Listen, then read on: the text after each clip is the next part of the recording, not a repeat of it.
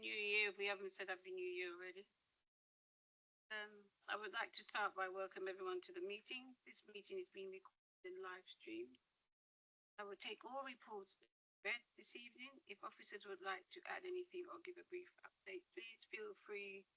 Otherwise, I will move to questions, but I would like officers to give a brief update. So we'll start with the budget, but we'll do the apologies and stuff first. So apologies for absence. Apologies from Sherian. Thank you. Declaration of pecuniary interest, anyone? Minutes of the last meeting, are they agreed?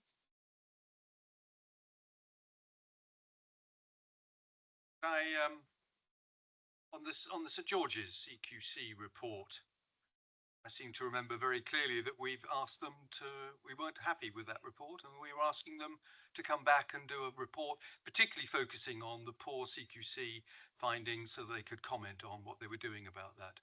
That was an action I think we all agreed. We did agree, but because we've got such a big agenda and we wanted to write the report properly and get some response back, because there's loads of stuff we've asked and they're coming back to the next meeting. They will be coming back to the next meeting. So can we have that minuted? Thank you. You are correct, Councillor, but what we'd suggested was that St Helier come back. Sorry, St George's management team come back in the first scrutiny of the new round of scrutinies.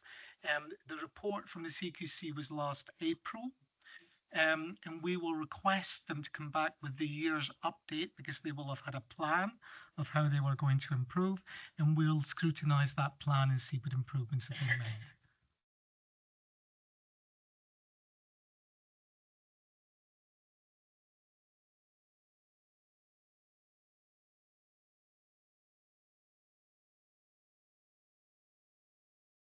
So is it approved?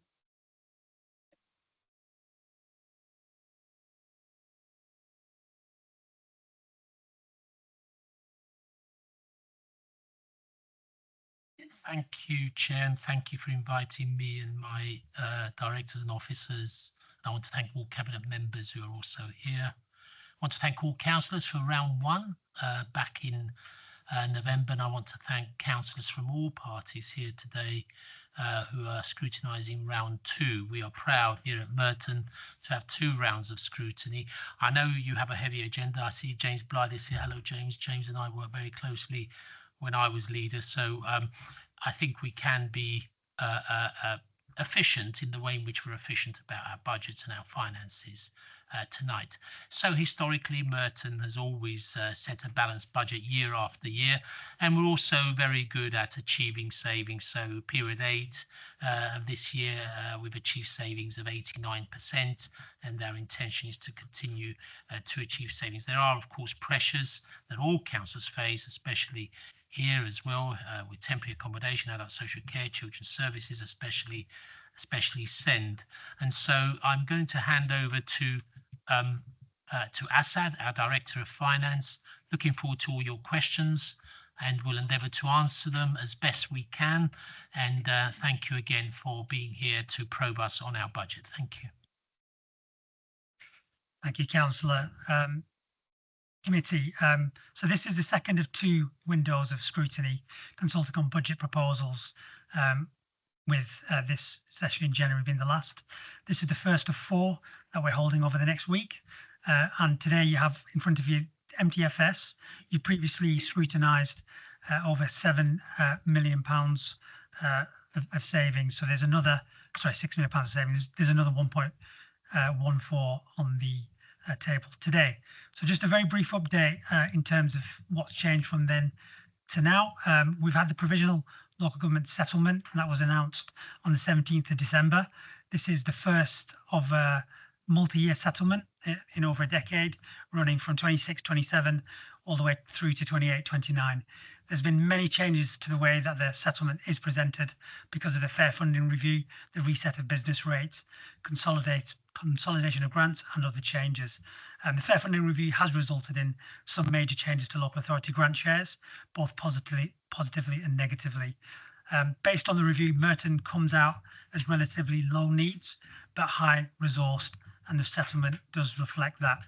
So the settlement includes fair funding allocation for all councils, comprising of our revenue support grant, better care grant, and baseline funding levels of business rates, as well as wider changes to the business rate system and funding consolidation. The government have stated that fair funding review better aligns funding with needs across the country, updating for the first time in decades the formulas used to calculate local authority needs, but also acting in terms of an equaliser of locally raised tax. So the report has the most up-to-date information available up to the publication of the settlement. However, the final budget report to Cabinet in February 2026 will be based on the final local government finance settlement, which is expected to include major announcements on SEND and other finalisations of this settlement. That is expected either at the end of this month or at the beginning of next month. So the figures in the report are based on provisional figures and early analysis of a very complex and far-reaching change to the way the settlement for local authorities is calculated and how funding is distributed. This is more complex than previous years, and further analysis will still be required until the final settlement is published. So the figures do remain draft until we get the settlement. We are, as I said, waiting major announcement around the treatment of SEND reform. In particular, for our case, we are very interested in how the historical DSG deficit will be treated, but also what happens beyond this year and what happens when the statutory override of deficits ends at the end of 2028. So just a final summary that until the final settlement is announced, we will continue to work on the implications of the medium term, and there will still be further savings to present a balanced budget, which will come to February. Thank you, Chair.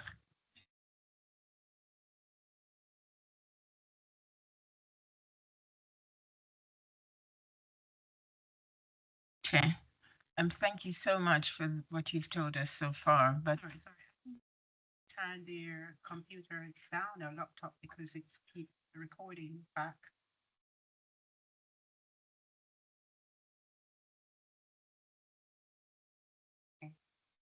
Or should we start again then? Okay, thank you so much for what you've told us so far. How confident are you that the savings highlighted in the report will be delivered?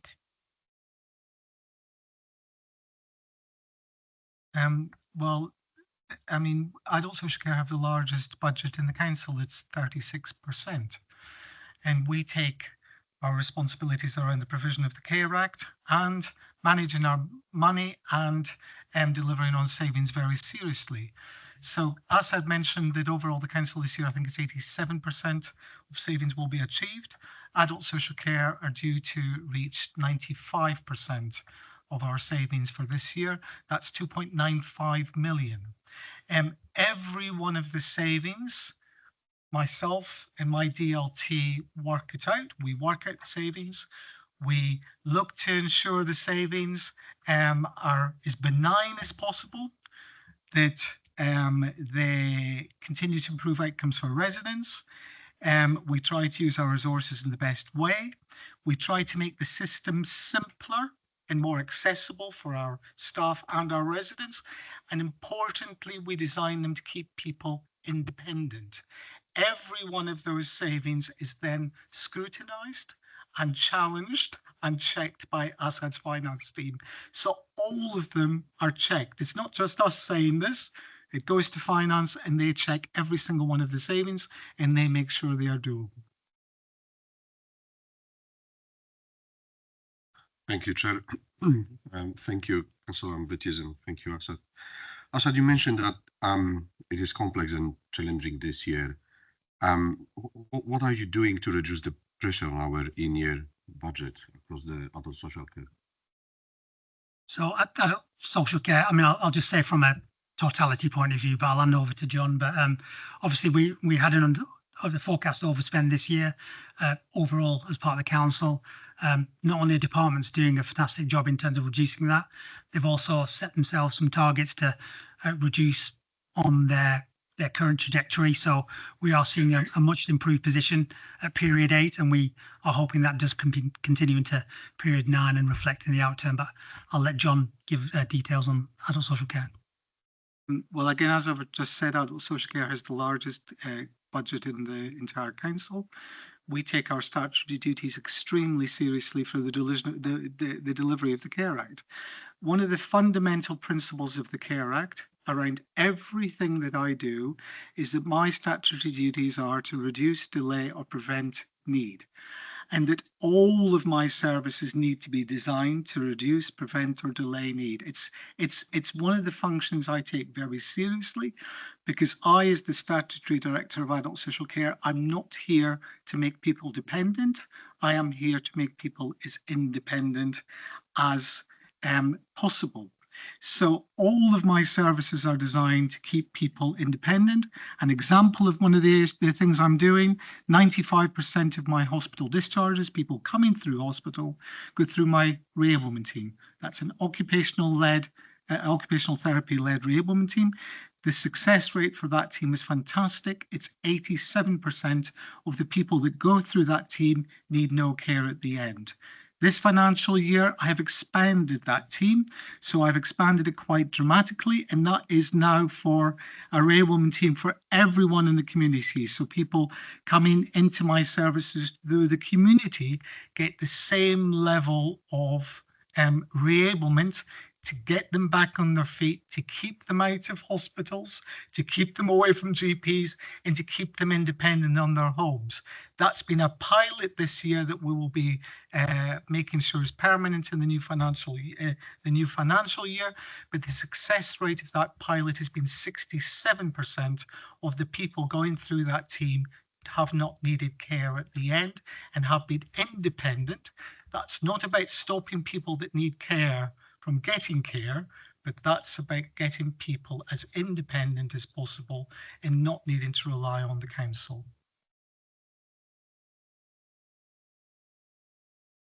Thank you, Chair. How has inflation impacts adult social care services this year? Right, well, I mean, inflation for the last 2 years has been extremely challenging. So 3 years ago, we were running at an inflation rate, I think it was, this is approximate, I can't remember the exact amount, of 8.9%. And if you think that I spend £22 million on residential care, 16 or 17 million pounds on nursing care, 13 million on home care, I mean, the list can go on, 7 million on direct payments. You can imagine the impact that had on me 3 years ago. But inflation is going down. So this year I've spent 1.5 million on inflationary increases across my contract. And next year, one of my new savings proposals in the pack is about making our savings analysis much more strategic. So we're using a much more enhanced set of data so that we can actually have a clearer idea of the inflationary increases to give our providers, not just the large providers like Bupa and the others that are very skilled at coming with inflationary requests, but we work with many small homes as well, 7 people in a home with a husband and wife. They're not so good. So we've got a new system in place, a new process in place to ensure that inflation will be fairly apportioned across the piece. Does that answer your question?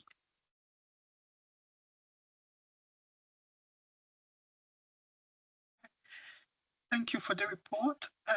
So despite the savings, there is still a big gap. How confident are we that we will meet that gap by the Budget Council? Thank you, Councillor. So one thing I would like to commend officers in terms of bringing forward savings. We've already brought forward a significant amount, so over 7 million. So a £1.7 million gap is a relatively smaller amounts to come forward. As John and Councillor Lambritis have mentioned, we have a very good track record of delivery, but also of that test before it sort of comes out into the open. It's peer reviewed and it's checked. Colleagues have been working on bringing forward further savings since the settlement. So this is something that hopefully you'll be seeing very soon, but lots of work's already gone on, so I'm confident.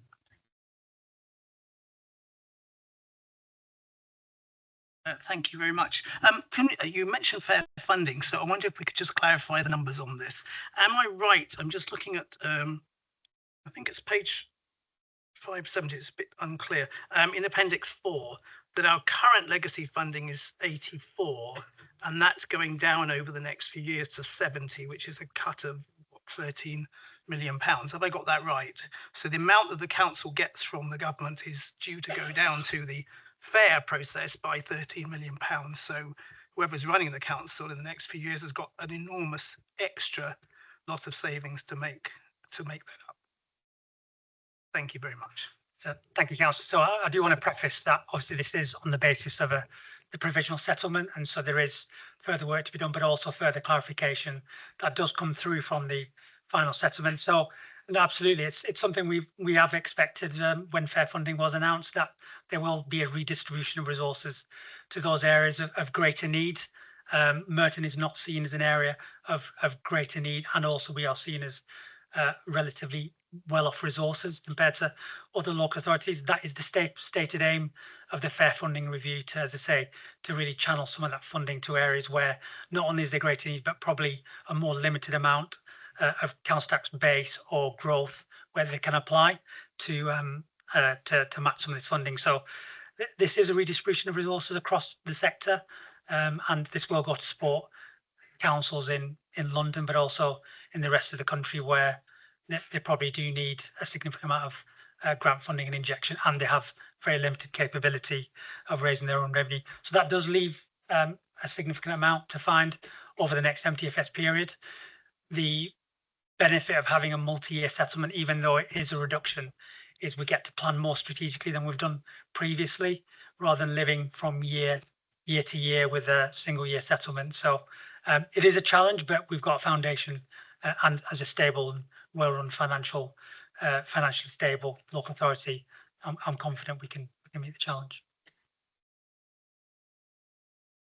Just following on from that, if I understand this correctly, we've got all the savings in the first year, nothing assigned for subsequent years. Is that right? No, there's some elements of the savings that have been put forward this year that do impact future years. There's savings that have been put forward in future years that also affect future years as well. So there's a combination of both. It is obviously a lot of the savings are preloaded for next year, but there certainly is savings in future years.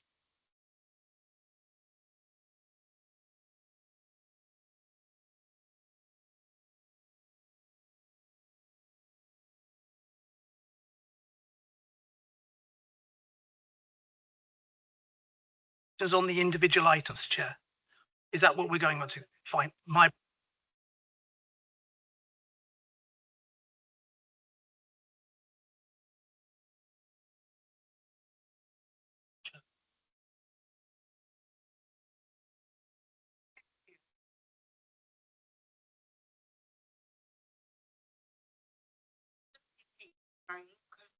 Condition in arriving at an information. Okay, uplift. Sorry.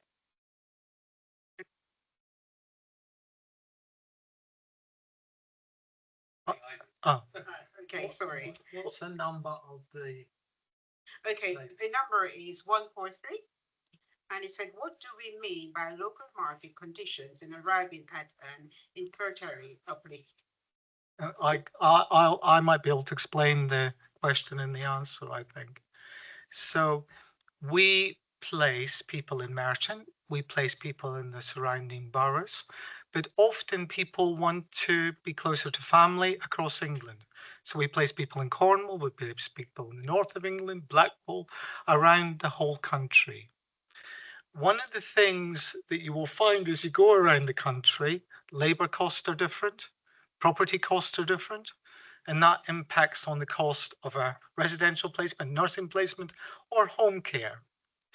We use now a tool called Care Cubed, and Care Cubed allows us to establish the property costs, labour costs, electricity costs, all of the costs for that placement based on where they are. It's likely if I place in K&C, I'll make an assumption, Kingston, Chelsea, a home in K&C might be more expensive than a home in Blackpool. That's an assumption. I'm not saying it well, it likely is. That's what the local rate means. And that's how we will move forward much more with our inflationary increases. Rather than use the rate that we use for Merton, to use the establish our inflationary increases based on the local market and where that home is.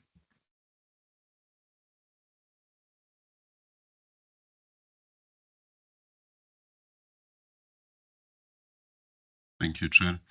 Under the item 139, which is the section 117 for residents receiving aftercare, there is an extra saving of 7,000 across 26-27. Where's the money coming from? So when I presented the original six savings in November for 2 million, we went away because some more savings were needed, and we found another 43,000 against that 2 million. So it's more around the saving itself. So section 117 is part of the Mental Health Act, and it is how the local authority and local ICB provide the care, the ongoing care, to meet that person's mental health need. Now, what has happened over decades is that often someone is sectioned under Section 3, I'll say, of the Mental Health Act. Then they receive Section 117 aftercare. That Section 117 aftercare remains in place, often for 20, 30 years or for life. Our proposal is that we work with the ICB and our Mental Health Trust to review those people. Some of those people might have been in supported living for 10, 12, 13, 14 years. Supported living is the lower end of institutionalized care, but it is still not in someone's own community. And we want to work with people to see if they still have that need and to integrate them back into the community, into their own homes, close to their families and friends and networks. That is the proposal around this, and that's where the money would come from. Ellie? Great, thank you. So I just want to say I understand the fairer funding review, but also I do have concerns about whether we actually are providing enough care. And I understand what you're saying, John, but I can give you two examples from my own family, including one within Merton, where my 100-year-old grandmother, who was a nurse during the Second World War and right the way through until her retirement, when she came out of hospital, we just simply, from Merton's enablement team, could not get enough social care funding to support. She was actually left holding a leaflet. This is a woman of 100 years old, stating on it, you know, she must go and contact various care providers to try and arrange additional care using this. You know, this is a woman of 100, which of course she can't do without my mother's support. So goodness knows what you do if you don't have family support. But anyway, she ended up falling because she couldn't get enough care and died literally a few days later. And then my father very recently, who literally more than just 10 days ago died and could not get any palliative care support. And I've had hundreds and hundreds and hundreds of people contact me saying they cannot get palliative care support. Now, I appreciate it's not the councils that provide palliative care support, but I really do wonder how far are we cutting back services? And the fact that Merton itself, I mean, I've got the name of the lady that came out to visit my grandmother, would leave a woman holding a piece of paper saying contact these providers at 100 years old, and then say, well, actually, you know, we're only going to provide half an hour a day to someone that just come out of hospital and then fell and died. It it raises questions to me about how far are we really enabling people to stay at home when really they should go into a care home or something like that. So I just wanted to raise the point around if I've been impacted, and I'm a fairly capable person, able to help my own family.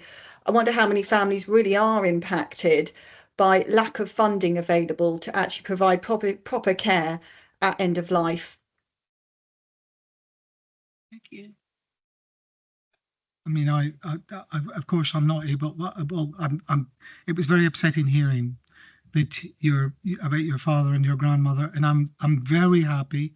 If you'd like to meet with me, I can look up the details of your granny and have that reviewed and see if there can be lessons learned for that. What I want to reassure members that I've been working in Merton for 8 years, 5 years as the executive director, and at no time have we instigated a system of cutting care. None of the savings proposals that I put forward this year, last year, the year before that, have been about cutting care. All of them, all of the savings have been designed to maximize independence. So we've strengthened the voluntary sector through the Civic Pride Fund and through the work that we've done through the Civic Pride Fund. I think Merton has got the best voluntary sector in any of the 11 boroughs that I've worked in. We've strengthened our occupational therapy, our reablement teams, everything to keep people as independent as possible. Now, what I also want to say as well, none of my proposals are about stopping people that need residential care from going to residential care. But I can tell you now that I do not want my mother to go to a residential home. And I don't want her to go to my own mother. I don't want her to go to a nursing home or a residential home. I want her to stay at home because that's what she wants. And that's what most people want.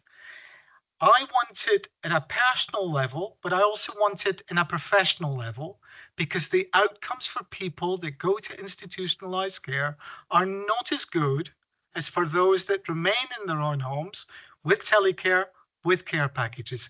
The outcomes are better for people to stay at home.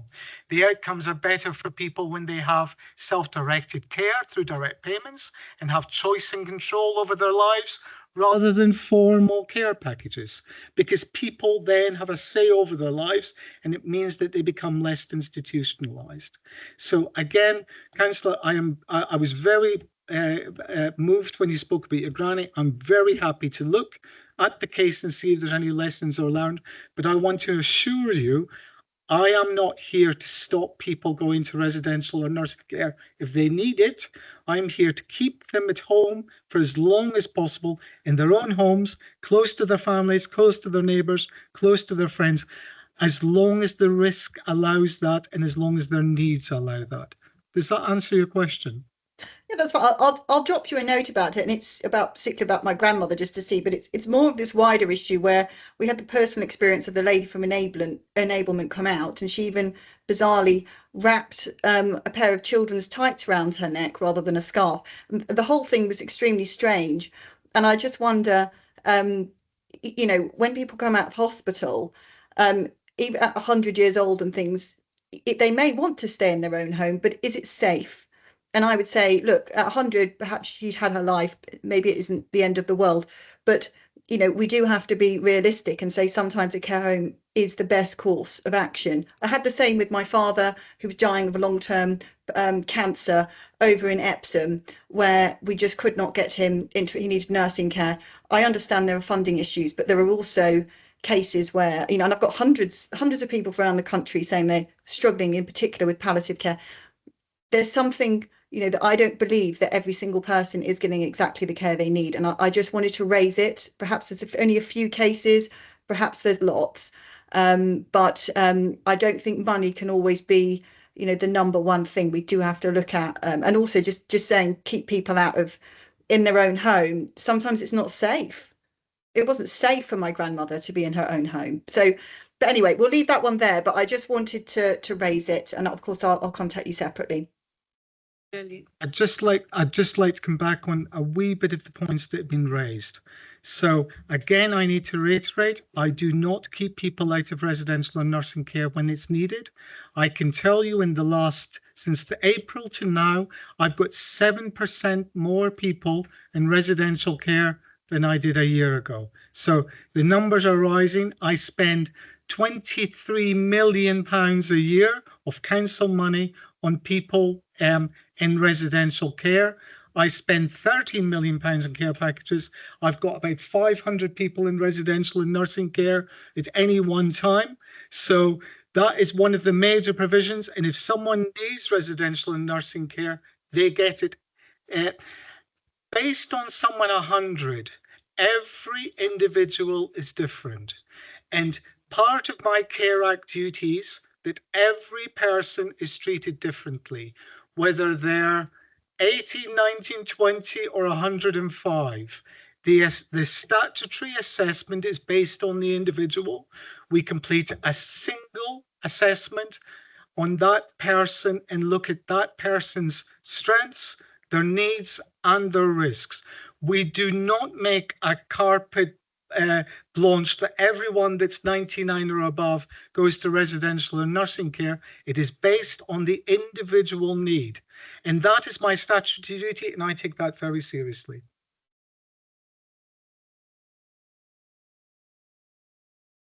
So last October, we saved 275,000.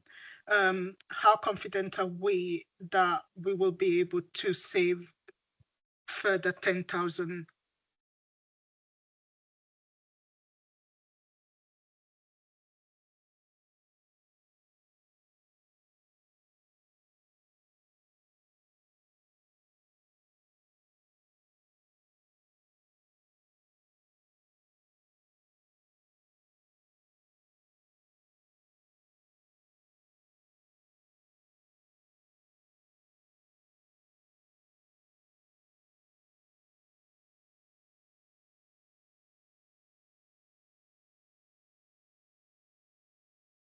Would it be the question on financial assessments? I think I explained a little bit about financial assessments on the last process and in November. I think that I've got a fantastic team that undertake my financial assessments. Just to put it in context again, health is free at the point of contact, adult social care is chargeable. So I must charge for residential and nursing care. I haven't got any choice. The council hasn't got any choice. It must charge for residential and nursing care, and there's a very specific formula on how we will charge. For home care, the council can charge. 99.9% of councils charge, and this council has decided to a charge, and I have to implement that. The problem that I have a little bit is that my processes are very bureaucratic. So I have a system where someone needs a financial assessment, we send a form out to them, or their family member, or their next of kin, or their appointee who manages their finances. So that form goes out by post. Then a form comes back by post. Then we might have more questions and there's a phone call and there's another form goes out. And then the final form comes back in and someone's got to type it into the system. And that sometimes means that someone doesn't know how much they're going to pay really quickly. So the proposal that we've put forward, we will have something very easy. A lot of the assessments are completed by family members, friends, neighbours, not by the resident, especially for older people or people with learning disabilities. They will be able to go online, there'll be a quick calculator, and they'll be able to see how much they're going to be charged. And the forms will be able to be completed, and the documents will be able to be uploaded rather than posting back and forward. That means that we'll be able to charge a little bit quicker, and we'll be able to bill people quicker rather than any delays that often causes problems and complaints. Does that answer the question, Councillor? Thank you very much for explanation, but I still would like to know, where is the additional sum coming from for any of the cares? 137. supported living, it's a small sum, the extra sum. I mean, we've got, let me just see. Supported living, we originally put forward 215,000, and we add in an extra 5,000 to make it 220,000. So supported living means that someone has their own home. For an older person, that's generally extra sheltered care.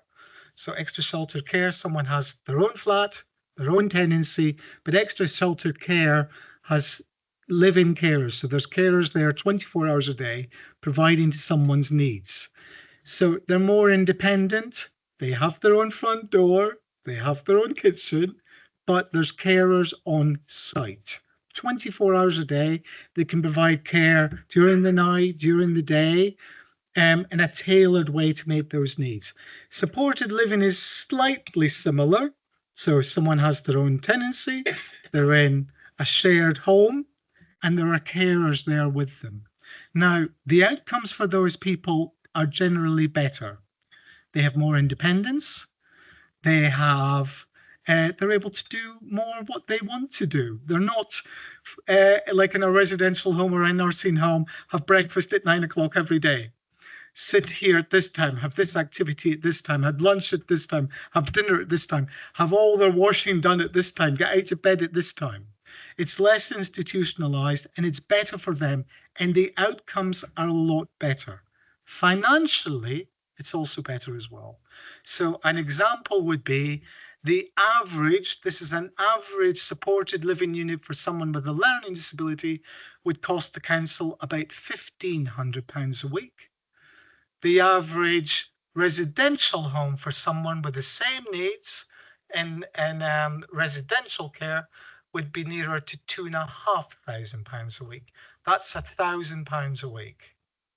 That's where the saving will come from. It is a modest saving considering what we currently spend on residential care for people with learning disabilities and older people.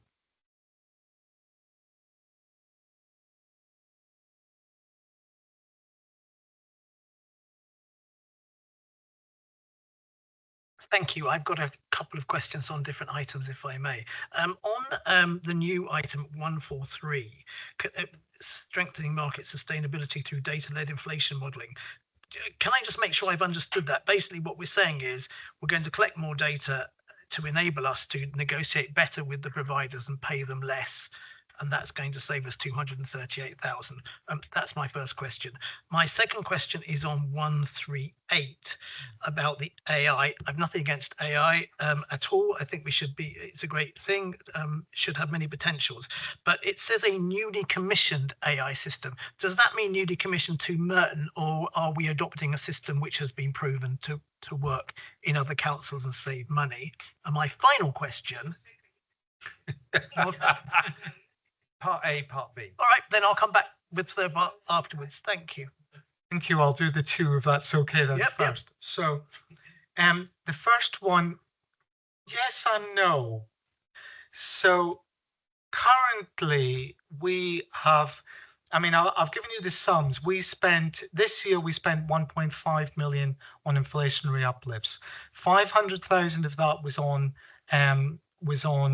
home care, which is contractual and we have it in the contract. The other £1 million that we spent on inflation was across hundreds of different care homes, supported living units, residential homes across the country. One of the issues that we have, some home providers are very large and they have got very large teams that write to us a year before the next year's inflationary uplift. They usually start coming in September, and they say to us, blah, blah, blah, and they give us all the evidence and give us all this money or we'll put people out. And we're also working with hundreds of small homes, small learning disability providers that might be a husband and wife running a small home for 7 people that aren't so good at coming to us. So the first thing that we want to do is to put fairness into our inflationary uplifts.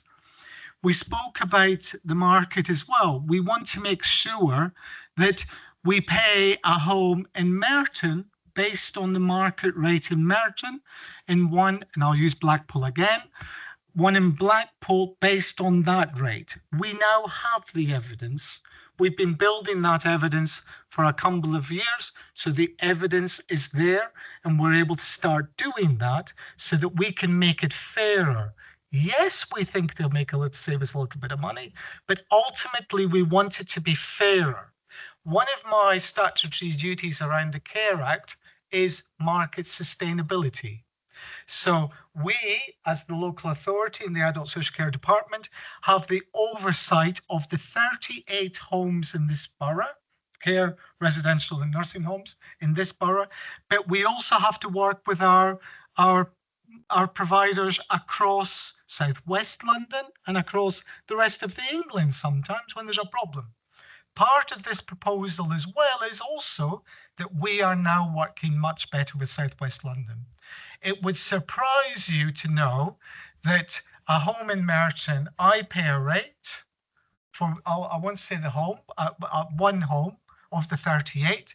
Wandsworth will pay a different rate. Croydon will pay a different rate. Sutton will pay a different rate. And we're all paying different rates. We are working very, very closely now to ensure that we pay the best rates. Now, I'll show off a wee bit. I don't normally, well, maybe I do sometimes, but I'll show off a wee bit. Our place-based lead, Mark Creelman, was very clear this week that that has an impact on the ICB as well, what we pay. And he commented that Merton have a much more robust process for inflationary increases than the other two boroughs that he works with, which will remain nameless. So we put a lot of work into this, but we're working much better with Southwest London now so that we can get a rate for a home that's fair, that ensures that the person's needs are met and ensure that home can make the profit. They need to make a profit. That's what they're there for. But ensure the sustainability of the market. Does that answer those two?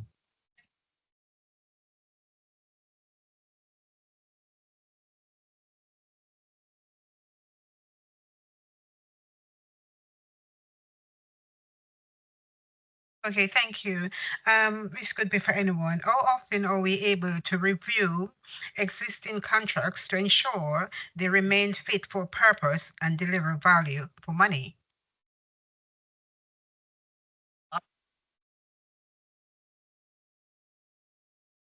I'll do it and I'll try and be quick. So I think it's worth saying it's an ongoing process. So we're constantly reviewing our contracts. So we have regular contract meetings with our providers where we look at the KPIs, the quality of the service, and also the service specifications. So the service that we brought in the first place to make sure, A, it's delivering for our residents and it's fit for what we need to deliver. So I suppose quick and simply, it's an ongoing process that we're doing pretty much on a monthly basis with our contracts.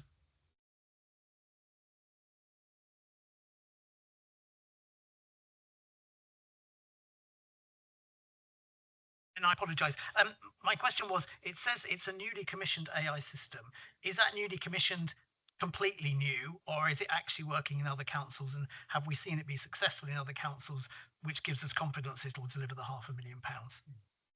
Well, naturally, by my character, I'm a naturally cautious person. And if I'm honest, I tend not to be the first one to put my head above the parapet. And I like to see what's happened across London, across my statistical neighbours, and across England before I jump in and make any investments. So all of the AI options that we are looking at have been tested, have been tried. One that we're looking at that we'll likely commission has been trialled and commissioned by Kingston Council and has proved very successful. So everything that I am doing, I've got to be honest, I'm not the first above the parapet. I've monitored, we've liaised, we discussed Kingston one and the main one.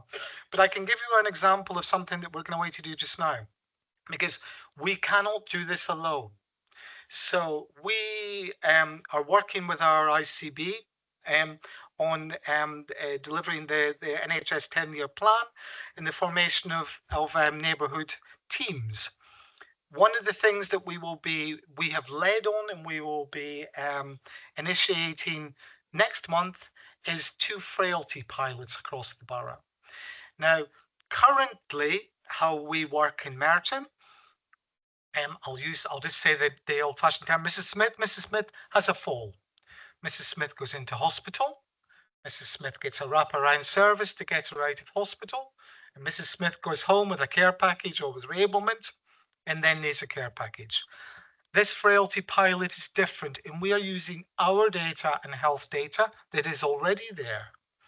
And we are able to predict, because of AI, that Mrs. Smith will have a fall in the next 6 months.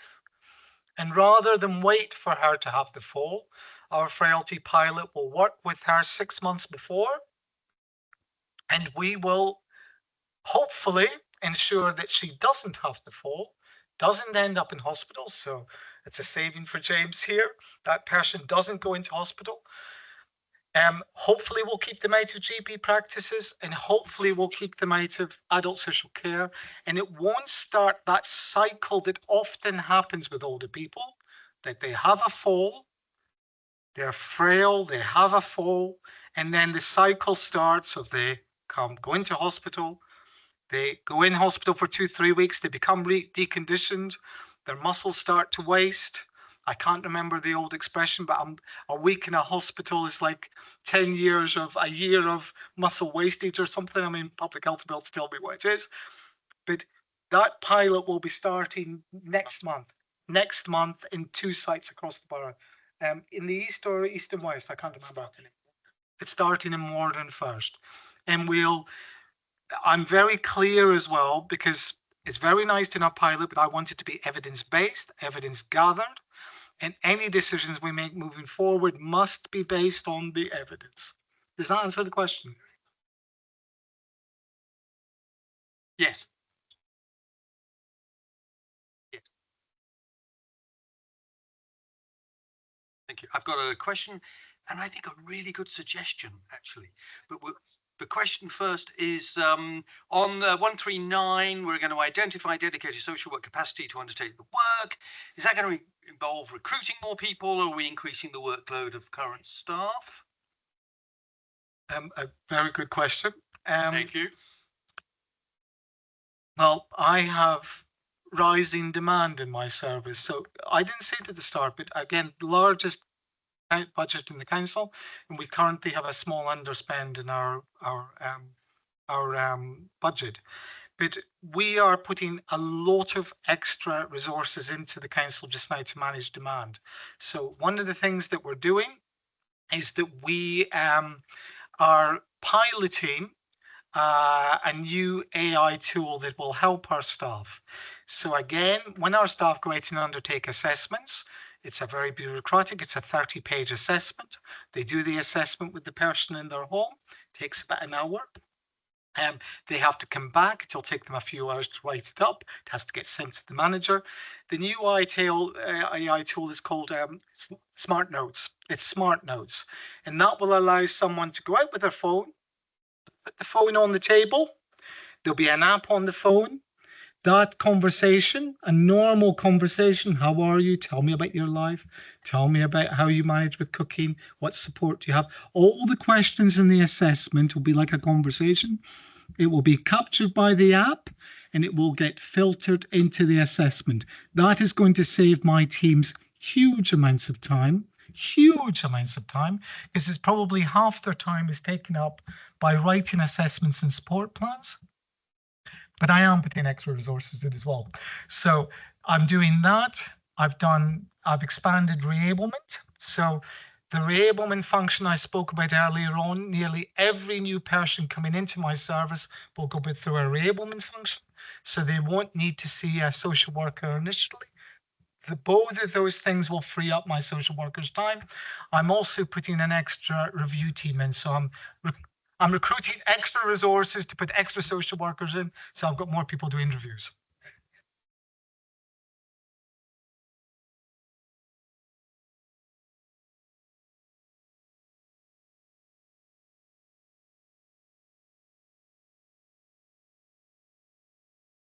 I would just like to say, and I think I said this at the last round of savings, that I have a great deal of confidence in the team that we've got.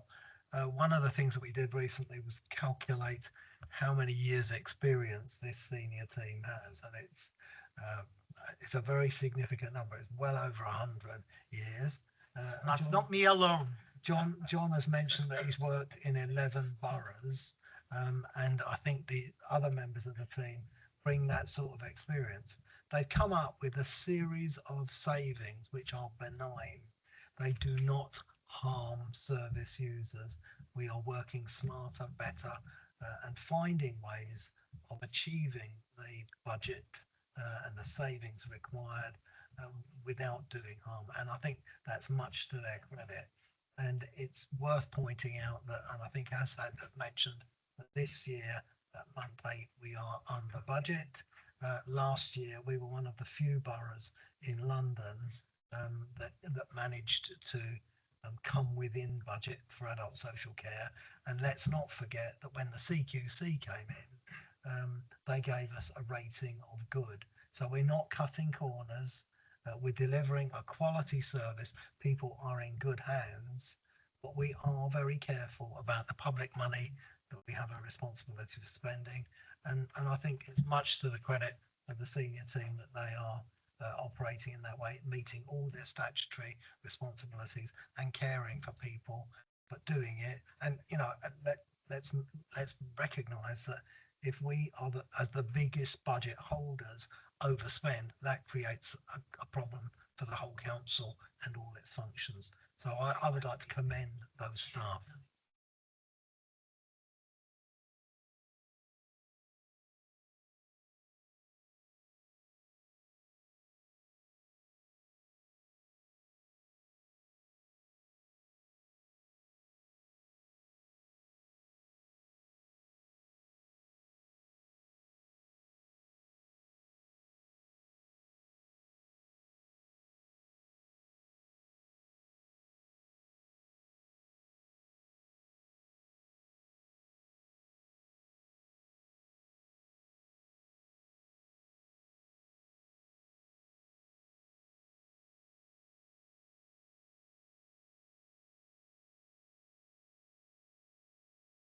Like to update us, give information.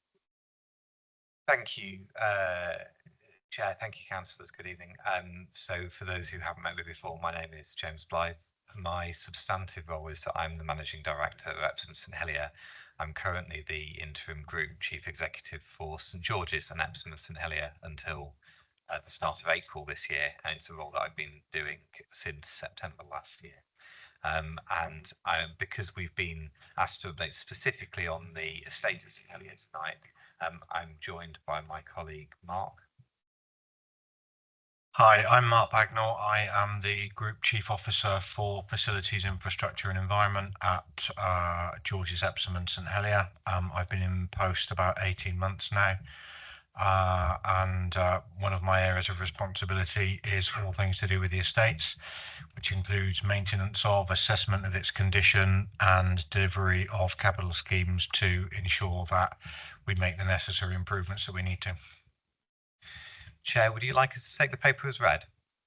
Yes. Yes, okay. I mean, on that basis, then we won't go through it page by page. I think probably the one thing that I did want to note, which I think is a specific development from the last time that we covered this issue, is that obviously following the very disappointing news that we had last January regarding the delay to the National New Hospital Programme for the Epsom and St Helier catchment for the building of the new hospital, we obviously have been looking at what we need to do in order to continue to update the estate, in particular at St Helier, where there are significant challenges with the quality of the estate and also with overcrowding. And on that basis, you will see in the pack that we are now in discussion with the NHS England regional team about a bid for capital funding to significantly upgrade the St Helier Emergency Department. So this would allow us to build a new same-day emergency care space and also a new urgent treatment centre, which would significantly increase the space within the emergency department. So this is really reflecting on the fact that given that we are going to be waiting a significant amount of time for a new hospital, we need to continue to develop the existing site points, and we need to make sure that they are more able to respond to the demand for services that we see at the moment than they are currently. We are continuing to work this through. As you can imagine, there are very significant competing demands on capital from hospitals across London, and so to some extent it is a process where we are having to demonstrate that we are a priority against other schemes, but we are continuing to make that case at the moment. So I just thought it was important to update the committee on that, because I know that it has been particularly concerned in the past that we continue as a local management team to pursue options to continue to improve the estate. That aside, Chair, I'm really happy for us to stop and just respond to any questions.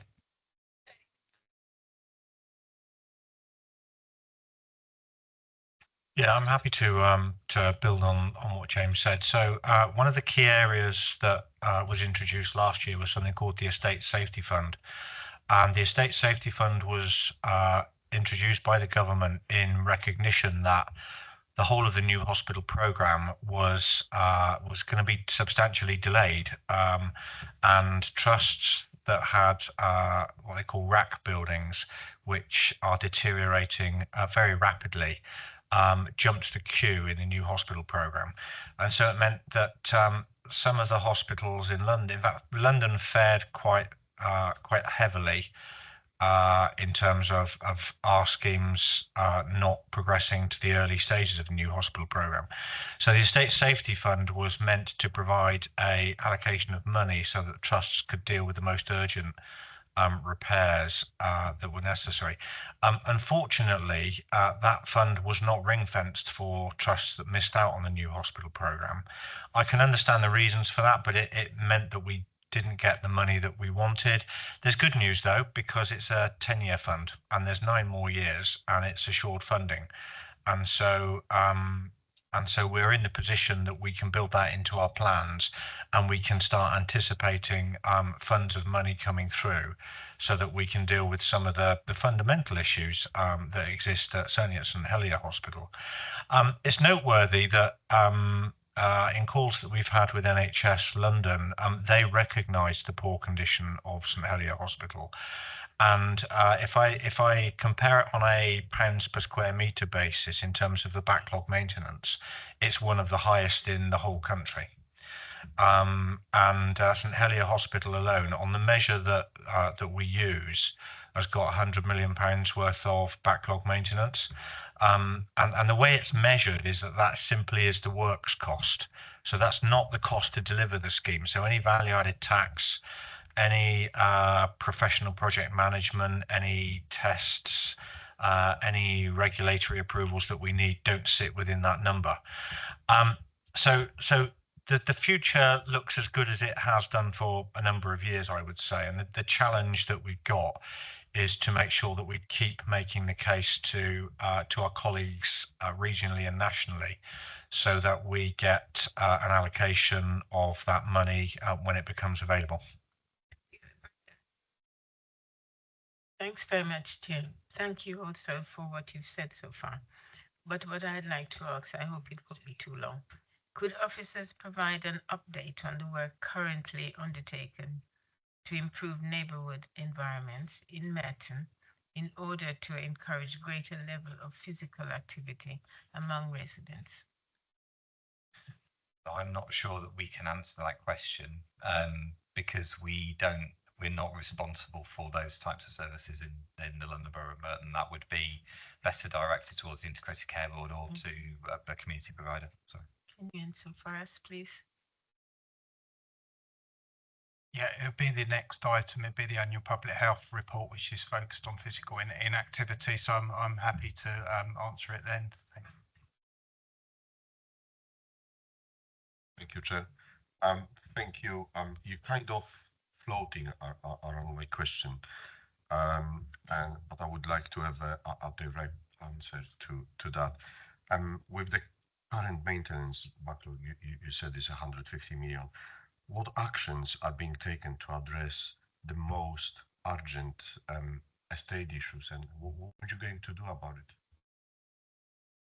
Yeah, I can. So St Helier Hospital has a large range of key issues that need to be addressed.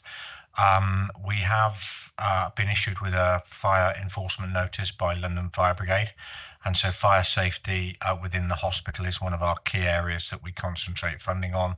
It's featured largely in the current year's capital programme, and it will continue to do so for the forthcoming years. Electrical safety is also high on our areas of priority. So this is things like uninterrupted power supply. It's things like switch gear, which is where all the big cables come in that get broken down into smaller cables.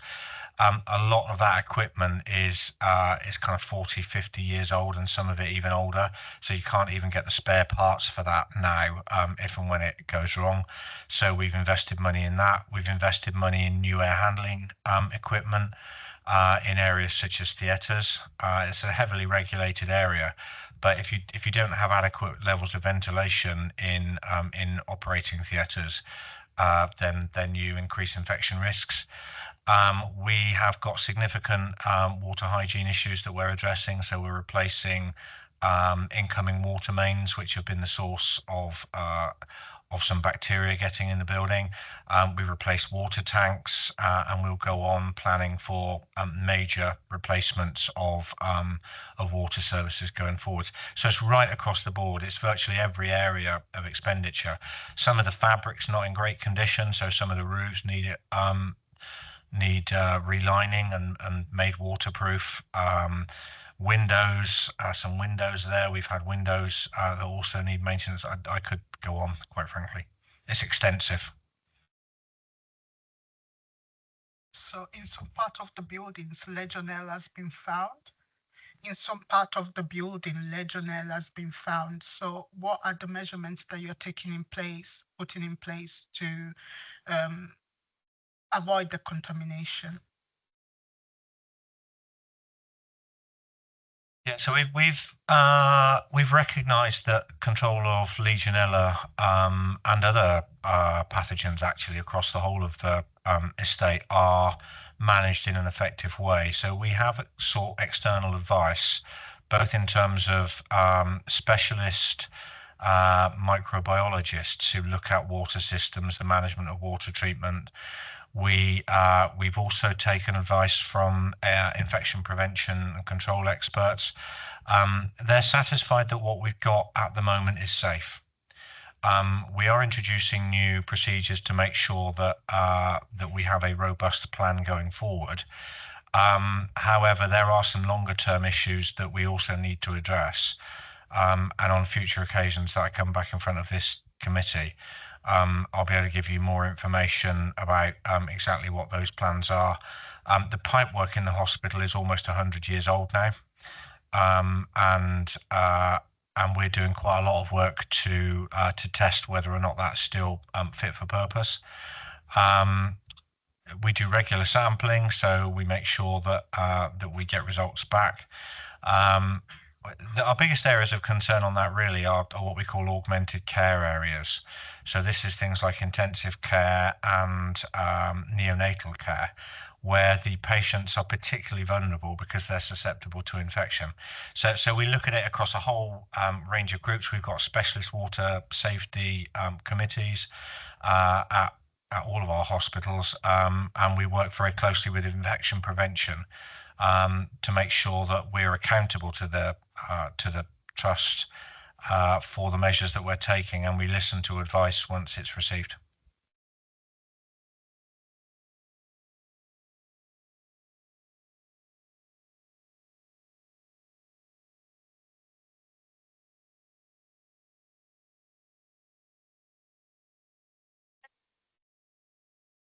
Question.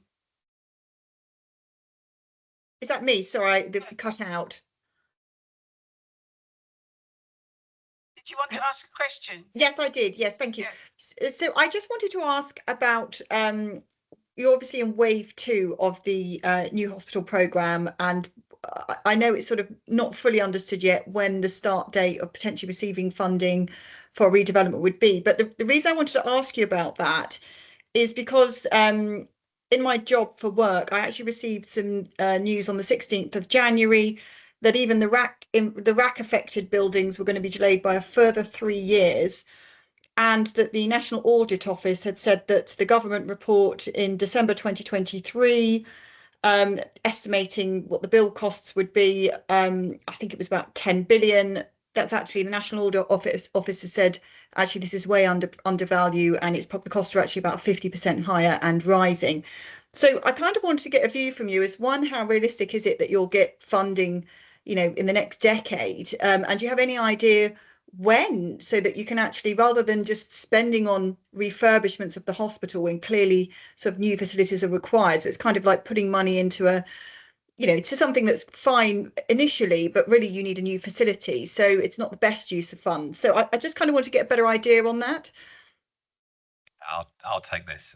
So we've spoken a lot about some of the timings and associated challenges around the new hospitals programme, and they've been a subject of discussion here for some years. The National Audit Office report did suggest that the completion of the specialist emergency care hospital would be delayed about another 1 to 2 years beyond the timescale that we originally thought when we had the news from the Minister of State last year. They didn't actually push back the timing of the start of the main build phase of the Epsom and St Helier scheme. So this is the NAO taking a different view of how long it will take to build the hospital when it starts. We're still on for a 2032 to 34 main build start. So compared to some other schemes where, for example, if you're in wave 3, they're saying that you will both start later and finish later. I think that, however, what we are seeing is that some of the early schemes, so some of the RAC schemes that were put ahead of us, are taking longer to get through to development. The business case process is taking longer, and the way that the national scheme is constructed, those business cases are proving to be quite expensive, and so that is making it harder to get the business cases through Treasury, because Treasury is obviously expecting to see the return. There's two things we need to do. I think the first is we need to, as we have started to do, find opportunities to get capital investment into the current estate, so that we find opportunities to improve it. Now, for example, with the new emergency department space, if we get it, and then we get the new hospital, we always plan to stay in the main block of St Helier anyway. We will use any new estate. We will use it for the services that would have been retained at St Helier anyway under our original business case. So we will always make use of better new estate. So that won't be a challenge. I think that the other thing that we need to do and are doing is talk to the new hospitals programme about where there are opportunities to get some of the things we need to get done earlier, because some of their big schemes are slipping out. And the specific thing that I'd like to continue to highlight is that we had always planned to develop a new renal unit, a new co-located inpatient renal unit at St George's, and we are talking to the new hospitals programme about whether we can get them to basically pick up all the funding for that and bring it forward with some of the slippage in this spending review period against some of the major schemes. So any opportunity to get capital investment into Epsom and St Helier and St George's and Epsom and St Helier, we're sort of chasing it down.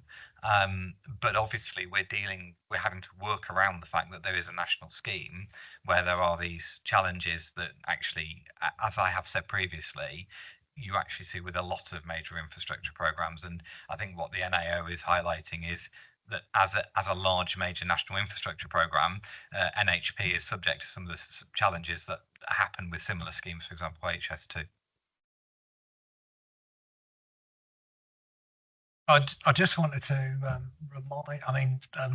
James has referred to the National Audit Report, and I think it's worth people that are concerned about how long the delay has been reading that, because what the original National Audit Report said was that Boris Johnson had promised to build 40 new hospitals, and by the time he left office, there was no money set aside for them, and there had been virtually no progress made. And the fact that the RAC hospitals were kind of discovered after this commitment had been made, and my understanding is that some of those hospitals are kind of the ceilings are held up with joist props, and if we don't attend to them, then they will collapse, and that's meant that there has been this, that's an urgent need, wasn't seen previously.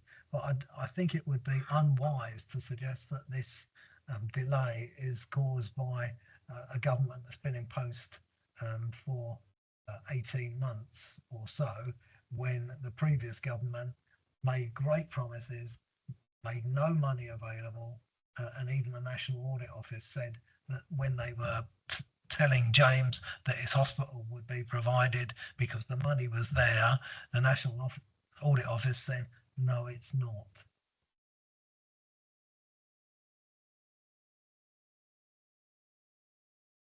Thank you very much. Just a couple of points. We talked about maintenance quite a lot when you were here a year ago. And the figures seem to be about the same. I think the point you made was, in fact, one that was in the minutes of the meeting last year, that although St Helier would cost 100 million, actually the cost of doing all the work would be more like 200 million. I think you were saying that. So that's, that was what it would cost if, and I don't think this is going to happen if somebody said, how much money do you need to fix it tomorrow? But we do still seem to be in a state where the hospital is deteriorating quicker than the amount we're spending on maintaining it. I mean, the backlog is actually getting worse, and there'll be a bit of an impact if we get the £50 million. But I mean, so the maintenance situation is actually getting worse, not better, is my understanding. On the £50 million, could you just say two things? What's the time scale for this, and when will we know? And is there anything that the council or our members of parliament can do to try and get that £50 million for St Helier? So thank you. So I'll take the second part, and I'll let Mark take the first. So we think the £50 million would be about over 3 years, don't we? So it would, and one of the challenges is that there's quite a lot of capital available in the first year of 3 years, whereas most schemes need to spend a certain amount of time scoping out and getting the scheme ready to build, and then would prefer to spend the money in the second and the third year. And this is one of the issues that's producing a bit of a logjam. I don't know when precisely we will know. We have another planning submission on the 12th of February. And then obviously our plans need to be finalised by the end of March. So I'm anticipating that it will become significantly clearer in the next 2 months, but knowing exactly what we've got and exactly over what timescale, I don't know whether I will know at the end of March. I think I'll know more than I know at the moment. These discussions have been taking place since sort of early to mid-December, so they're progressing in that way. And there was another part on the. So we have already had written support from Siobhan McDonough to the scheme, which has been noted by NHS England London following a recent visit that she did to the ED. So that has been gratefully received. If I pick up the points on the first part of the question, it's a good question actually. I think we probably now are spending enough money to stabilise the position. I think it's probably the best way of putting it. I am optimistic that further funding that we will get over the next few years will help us to make noticeable improvements. The ED scheme, which you were just mentioning about, yes, it's sort of 50 to 60 million pounds worth of total capital. A good proportion of that will solve backlog maintenance issues. Something like a quarter to a third of that money will reduce our backlog maintenance in the areas that are being worked on. There is still a long way to go. We've recently reorganised the way that we deliver those projects, and so we now have an integrated team across the whole group that draws on expertise from George's, which wouldn't have previously been available to Epsom St Helier. And that's proving very beneficial to both sides, actually. George's is getting the benefit of some great expertise that was already at Epsom St Helier. Epsom St Helier are getting the support which I think they found very useful, and they can now plan schemes. So because capital was so scarce up until the current financial year, decisions had to be made very, very late. There's a new process which you may be aware of called the Building Safety Act, which can put in quite significant delays. I'll give you an example. We've received, this isn't at St Helier, but it's at St George's. We received some support from our hospital charity of about £2 million to refurbish some paediatric space. We were promised that we would get building regulator approval for that in the summer. Last week I received an email to say that that we had now received approval. We've missed a whole year because of that regulatory intervention. I'm not for a second saying that it's not important, because it's in response to the Grenfell fire, which all of us understand was a horrible and a game-changing event. So that's fair enough. But it does mean that the planning of some of these things is longer than previous. And just by way of example, when we were doing a refurbishment, we had a very small piece of what we call cable tray, about that wide. Because it wasn't in the building safety submission, it threatened to mean that we had to go and get a new approval, which could be 9 to 12 months. People use their ingenuity and they managed to find a way around it. But so that was good. But it shows the level of complexity that's in construction schemes that there wasn't previously. So I think the basic answer to your question, I think we've stabilised the position. There's lots more to do, and I can't guarantee that we won't find something that sets us back. But I am satisfied that the matter is being given due care, and I am optimistic, bordering on confident, that the money is starting to flow in to enable us to do that. And I know that the board, both the non-execs and the exec boards, are very supportive in prioritising this for investment.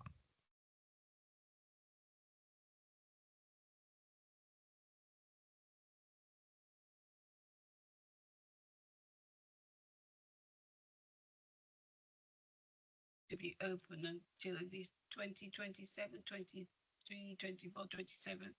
How does the trust plan to manage the additional pressures that this places on the existing states?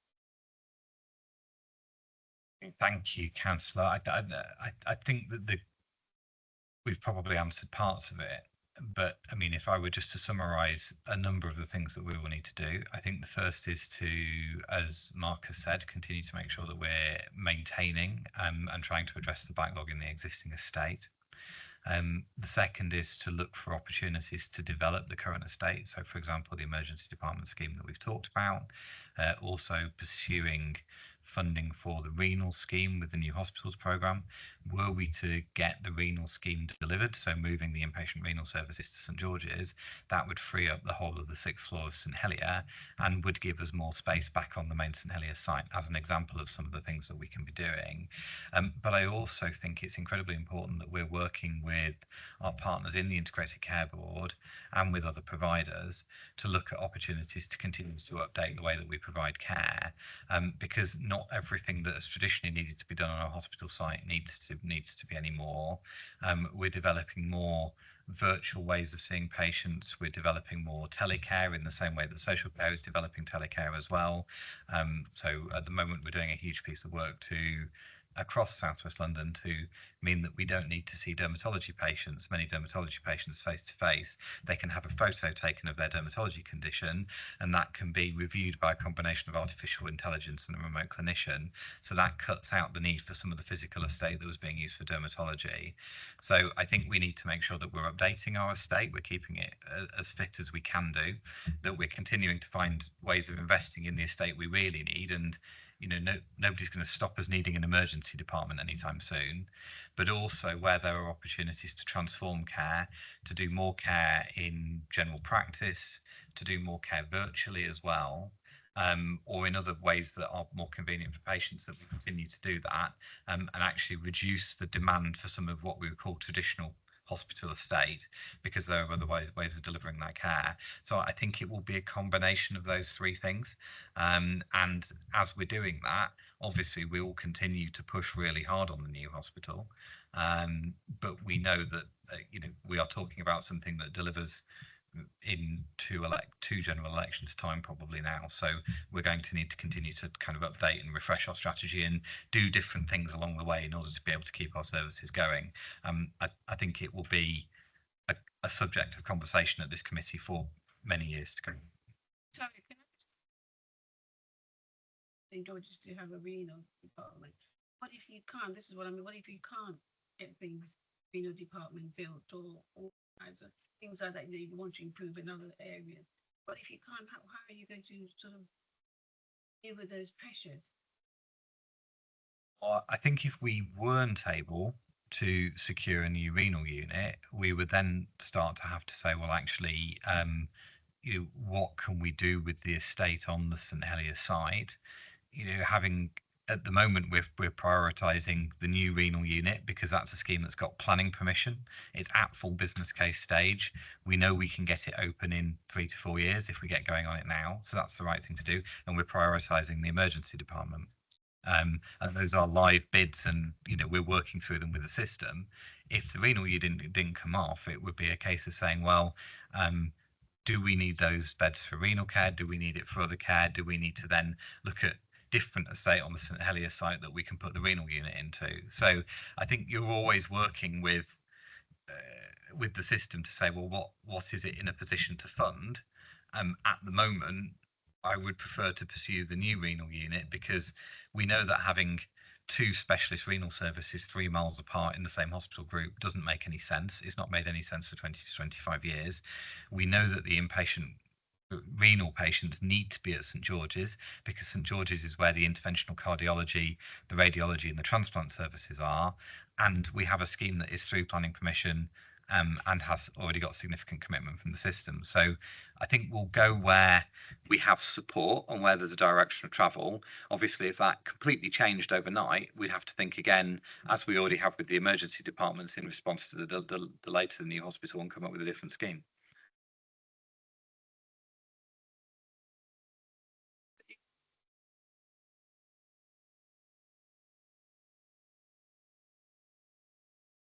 If I may, James, I mean, we've been talking about capital. You've just listened to us describing the savings that we're having to make in order to come in and the struggle that goes on year. And I attend the group board meetings on a regular basis, and I sit and find a great deal out from attending those meetings and just listening to what goes on. But how have you performed against budget as a group over the last few years, and what do you have to find in terms of savings in the next year? So this year we are on plan. Is plan budget, because like whenever I hear this, it is I'm asking about budget. If it's budget, then well, plan is a planned deficit for both trusts. So there is a deficit control total. We are currently on plan to hit it. There's a combination of variances on expenditure and income, but at the moment we have a route through to plan. So there's more expenditure in some areas and there's more income in some areas as well. In terms of next year, it was quite interesting to hear the figures being talked about for social care. I think a figure of about 7% was mentioned at one point. So the current planning assumption that we're working on across the St George's and Epsom St Helier group is a gross efficiency of 7.5%, which is about £150 million for us. And that at the moment leaves us with a small planning gap. So at the moment, we're still got a gap between our expected income and our expenditure if we hit a 7.5% gross efficiency. Now, within the 7.5% gross efficiency, we are making some provision for cost of transformation because to get to 7.5% efficiency, we have to do quite a significant transformation, both of some of our clinical services. I was talking just about some of the outpatient transformation as an example, but also of our back office services. So we've already consolidated all the back office services across St George's and Epsom and St Helier. Now we need to start to really significantly reduce the cost base involved in running those back office services. We're providing those services to 17,000 staff, so we should be at a scale where we can be really lean and effective in terms of the way we run those back office services, but that needs some investment in those efficiencies. So, we are looking in terms of gross efficiency at a very similar number to the type that you are discussing here tonight, and we are looking at schemes that are very similar to some of the types of schemes that you are discussing. So I think there are significant parallels between the discussions, Councillor. Just if you could clarify, I mean, we set a budget and we have to meet that budget. It would appear that in the NHS, you set a budget and don't meet it, so you come up with a plan. What's the difference between, say, this year, your budget? Because my understanding is the Secretary of State has said that all NHS bodies need to come in on budget. What's the difference between budget and plan this year? I'm not sure I'd be able to talk that through just sort of off the hoof in that level of detail. I mean, what I would say is across the £2 billion business, there is always going to be some variances on income and there's always going to be some variances on expenditure. We are always managing back to plan. So we're always saying, well, if we've got some challenges in year in terms of expenditure, where is the source of income going to come to match them? And we've had to deal with a number of things in the year. We've had to deal with the consequences of significant industrial relations disputes. We've had to deal with some additional pressures on our services due to excess demand. And we have received some income support specifically for those areas. And we've also obviously been delivering an efficiency program. So that what I would say is there are some ups and downs, but as of now, we are on target to hit plan. Is the last one. Ellie? Great, thank you. I just on that, I wanted to ask, I know that across the two trusts that your staff is about 65% or more of the income that you receive. So when you're talking about reductions, does that mean there will be reductions in staff? And if so, will there be reductions in medical staff? So we have, as you say, 2/3 of our budget is staffing. The reductions that we've made in medical staffing so far haven't been entirely in terms of bank and agency usage. So because we've been running really significant amounts of what we call waiting list initiatives, which are additional sessions outside of people's contracts, in order to maintain our rotas and maintain our activity, we've been able to entirely do what we've needed to do this year to stay on plan by reducing basically temporary staffing use and extra contractual work. That will become significantly harder because both trusts have seen really significant reduction in that temporary staffing use. So going into next year, we are starting to say, well, actually, can we continue to do this through temporary staffing use, or do we need to start actually getting into substantive staffing? Where we do get into substantive staffing, obviously we have a really strong preference for doing it through attrition. So even with relatively low turnover, our turnover is about 8%. So obviously where we can find efficiencies through basically not recruiting, we have extremely strong vacancy controls now. So every post that's going out to recruitment goes through extensive levels of discussion and authorization before it even goes out to advert. So we hope to do as much as possible through reducing temporary staffing and then through attrition. In a number where we've consolidated the corporate services this year and consolidated some administrative teams, we have had redundancies. And those redundancies, the business case for them has been really carefully considered, but we have made NHS staff redundant over the course of this year. And if we are going to continue to achieve what's called the left shift in the NHS, so that's trying to shift investment from hospitals and into community services and primary care, then that will have consequences for acute hospital budgets. Sometimes we can shift some of the staff with the way the care is shifting. So actually it's about moving care out into the community and the staff going with it. But sometimes we will need to start saying, well, actually, we don't want to do this type of work in the same way, and it simply needs less clinical staff. And then it's a question of how we try and manage that to minimise the impact on the staff. Thank you. For this evening, I don't think anybody else has got anything. You've got off lively today.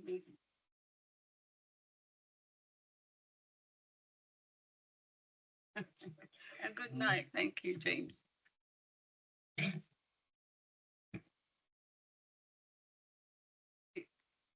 your public health reports. Who's starting? That's me, Chair. Thank you. There are some slides that I'll try and whittle through given time. Yeah. Well, I've been given 10 minutes, so I won't take all that time in the presentation to allow time for some questions from members. So the annual public health report, Merton on the Move, focuses on physical inactivity. Second slide, please, Rosie. As members will have read the report, because it's been embedded in the agenda, I'll just briefly give some context for it. I'll talk a bit about some of the key chapters and then examples of recommendations and next steps. So next slide, please. So firstly, why do we produce an annual public health report? Well, the production of an independent annual report is a statutory duty for me. It sets out the main challenges for improving health and well-being, and it is used to amplify existing good practice, as well as acting as a further call to action for partners and other stakeholders to work together to deliver solutions to address the issues raised. Next slide, please. There is overwhelming modern clinical evidence of the benefits to health of tackling physical inactivity and improving physical activity uptake. So this is Professor Sir Chris Whitty, CMO for England, and the joint chief CMOs have said if physical activity were a drug, we would refer to it as a miracle cure due to the great many illnesses it can prevent and help treat. So there's significant health benefits, both physical and mental health benefits. Next slide, please. A major focus that's informed many of the recommendations of the report is found in the circular area of this graph up there that's highlighted. This is the area of greatest impact. It recognises the most significant improvements are achieved in getting those who are currently inactive more active. And those doing less than 30 minutes activity per week, adults, are considered inactive. Next slide, please. The report recognises there's a general trend at population level in England for increasing levels of sedentary behaviour. Some local context to tackle this to note includes our own health and wellbeing strategy places a strong emphasis on addressing behavioural risk factors as well as environmental factors for physical inactivity, including both the prevention and the healthy places priorities. And the Health Foundation and CIPFA, the Chartered Institute of Public Finance and Accountancy, have both recognised the unifying mission of the Borough of Sport to generate momentum to support prevention activity in this space. Next slide, please. The report explores the reasons why some people are inactive and how certain groups are affected more than others. It sets out how to tackle barriers to activity, those that make it challenging for us to be active, whether it's the environment or our own behaviour or even a combination of both. And it aims to guide local partnerships into a series of actions. Next slide, please. In terms of the chapters of the report, firstly, there's physical activity and environment, which is found on page 14. This recognises that where we live can certainly influence how physically active we are. This ranges from how easy it is to walk, wheel, cycle, or whether we have easy access to parks and open space. Next slide, please. The next chapter is on children and young people, starting on page 30. Active play is a key principle here. It recognises children need to be encouraged to break up long periods of sedentary time with light physical activity. as a very minimum, and each and every day. So the guidance for children is daily, whereas the guidance for adults is based on a weekly perspective. Next slide.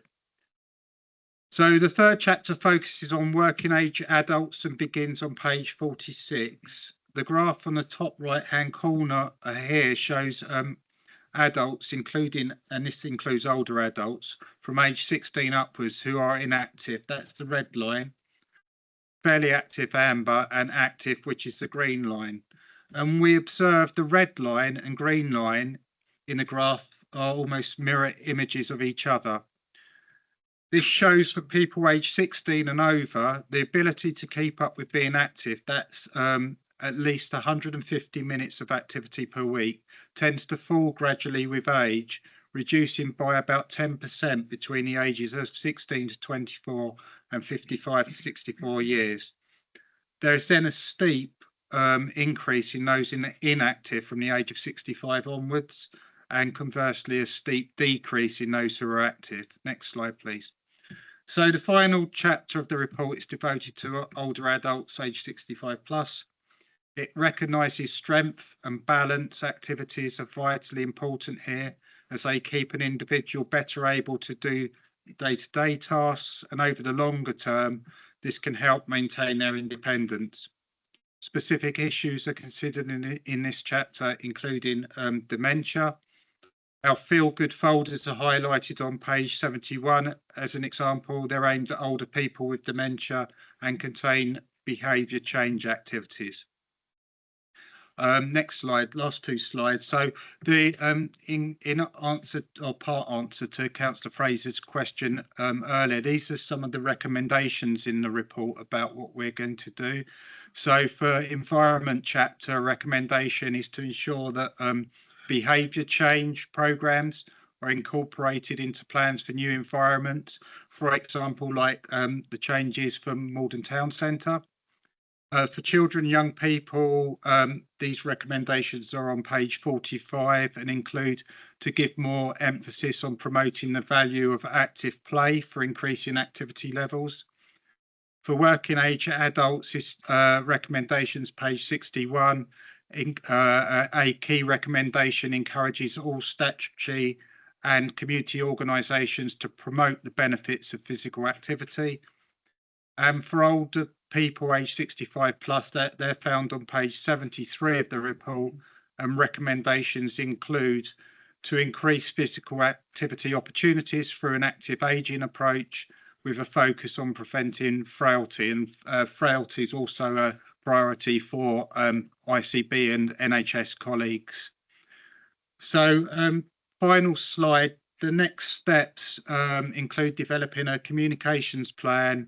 This includes report recommendations being allocated to strategic boards and stakeholders to help implement. For example, it was agreed at the Health and Wellbeing Board, where all of the recommendations in the report were endorsed, that many of those will inform the year 2 plan of our health and wellbeing strategy that will be looked at by the board in June. But I'll stop there, and I'm happy to answer any questions, Chair. Thank you. Thank you very much. I'd like to say congratulate you all on this booklet, because I find that it's an easy read. It's very enlightening. People will pick it up and think, oh, that's interesting. They won't pick it up and chuck it like we normally do. And the you know the phonics, not the font, but the written is in large font rather than normally. You can't read it. You just think, oh, what a waste of time. So well done to you all, and the information is really well done. So you won't get a lot of well done from me, but well done. Thank you very much. Yeah, thank you. Tony. Thank you. Yeah, I agree. A very attractive looking report, very readable. But I'd be interested to know a bit more about how the focus on inactivity was arrived at, and what other issues were considered and rejected, and on what basis. So, for example, one might have, vaccinations, upping the number of vaccinations might have been considered a very important thing to focus on, but it's not in the report. Thank you very much, Councillor. It's really, really good question. So the Chief Medical Officer for England, Professor Sir Chris Whitty, has 4 priorities that he's focused on. One of them is on alcohol, and that was a subject of last year's report, which was combined with substance use. So drugs and alcohol were looked at last year. One of his other priorities is physical inactivity. So we chose that as this year's annual public health report. The other 2 are around air quality and obesity.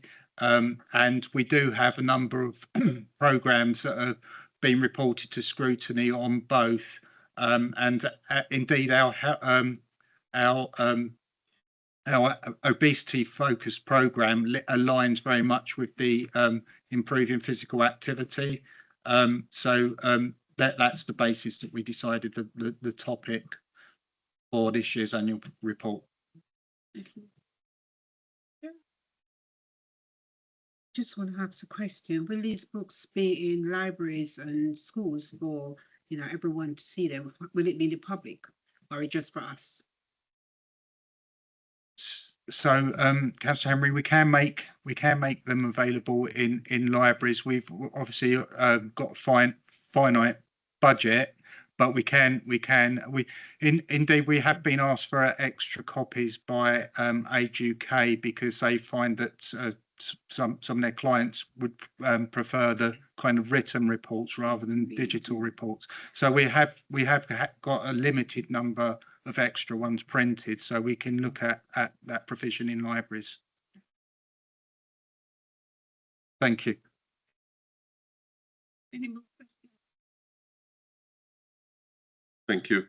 I'm looking at the diagram, and you mentioned that the decline in activity starts around 50-55.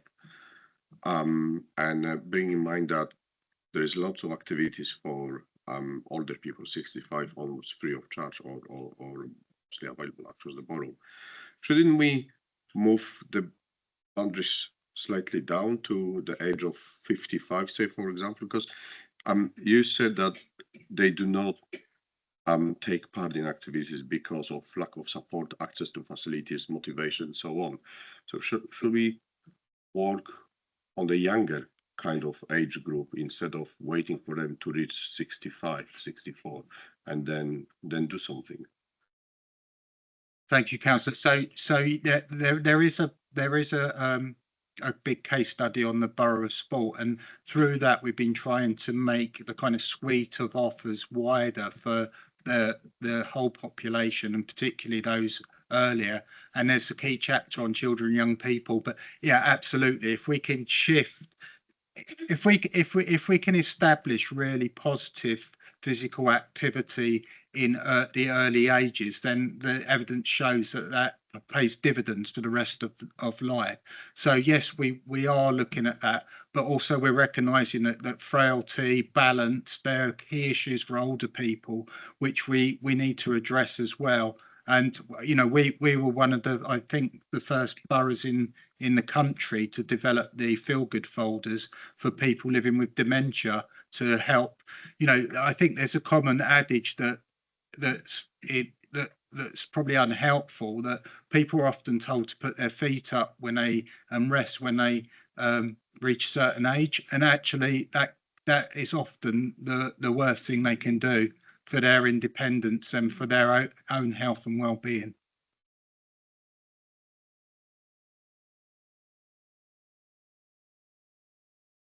A follow-up question for me. I'm not sure that I found anywhere in the report anything that's going to help us judge whether what we're going to do over the course of the next year has worked or not. So I mean, are there targets? What are we going to be measuring? And it does link to the Borough of Sport, where I mean, events have been held. As far as we could tell, there's not really been any follow-up. We don't know whether some of the kids who've tried a new sport then joined a club or not. I don't think that was even looked at. So we don't know if what we're doing here is working, do we? Thank you, Councillor. So I'll take that, and I'll also hand over to Barry actually to help respond to the question. But certainly in some areas, so the Children and Young People's chapter looks at some of the most recent data out of I think it's Sport England, and it looks at activity levels in terms of physical activity uptake, and it goes back to that other the previous question about the shift earlier in the life course, and it actually shows that Merton is the only borough in London that has seen an improvement in physical activity levels and uptake in children and young people. So that's within a CYP chapter, and the kind of full data set will be made available in March, but they released the headlines for us in December, and we're the only borough where we've seen a shift in an increase in activity. So I think that, hey, can you 100% ascribe that to that intervention? Perhaps not, but I think I can't see any other explanation for what would cause that shift. Thank you. Thanks very much. I'm sort of I'm attached to Age UK. I'm one of their people, and I visit. Sorry, lots of my people in Long Thornton Ward have lost their partners, and so they sit down alone and tell me, "I'm so lonely." And I said, "You shouldn't be lonely. We've got lots of things that you can do." How do we get them out of the house?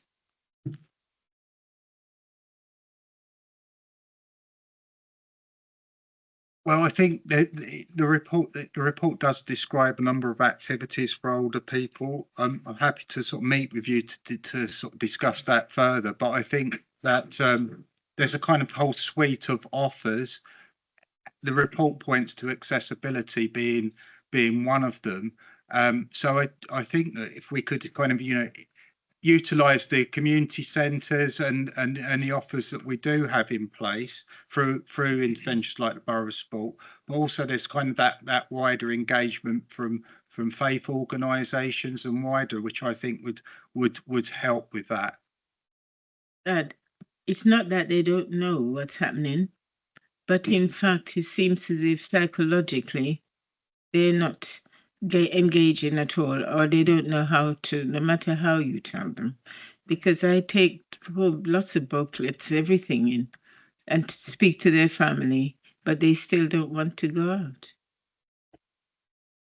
Yeah, and the report does point to some of the behaviour change methods that we can help support with, which would because the evidence shows you could have the best leisure facility in the whole world on your doorstep, but that doesn't necessarily mean that you go out your front door and use it. So it's alongside behaviour change, which looks at things like motivation, where we can help support to encourage greater uptake. Barry, do you want to sort of pick some of that up?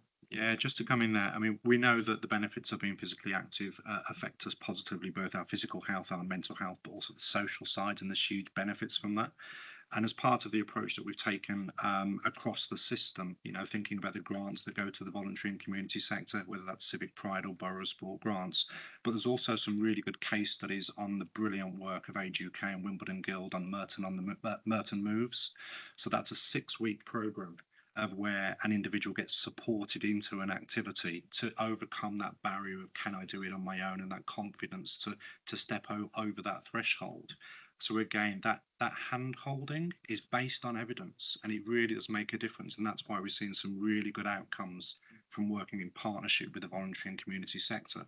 But the other bit of this, and it was at John's the departmental team staff conference on Friday, we did an item on prevention, and this was about supporting our frontline staff, our social workers, to have the confidence and the skills and those abilities, because they're brilliant. They have conversations every day, to have those conversations about being physically active. So if we can activate them to have those decisions, it also just reinforces that point that we've got so much stuff, a brilliant activity in Merton. We just need to connect the two up. Brilliant. Peter, you're the last one. Thank you, Chair. I would just like to join those colleagues that have commended this, and I mean, in my forward to this, I commended it. I think Russell's done an excellent piece of work, and it's a really important thing. And when I was looking at the kind of graphs for people of my age, I'm kind of quite chuffed. Because over the last 26 weeks, I've averaged 10,611 steps per day, covering a distance of 6.6 kilometers. And the thing that I would say is for people of my age, get yourself a dog because they will force you to take them out on long walks, come rain or shine, and also stand for election because that will ensure that you'll be doing. And I guarantee that there are many people in this room, but certainly those that are standing again, whose graph will be going up and up and up until the 7th of May. And I think that's a good. But then one of the most powerful scenes that I take with me, I went on a visit to Pollard's Hill Library quite early on when I took on this role, and we were seeing probably some of your people, as you described them, from Long Thornton, who went down to Pollard's Hill Library, and they were doing, get fit, active. And the thing that really struck me was the ages of some of these people. Like they put me to shame, despite the fact I try and keep pretty active, because they were really enjoying themselves. But the other really important thing is that they were coming together, they were doing the activities which are going to get their blood circulating and all the health benefits of that.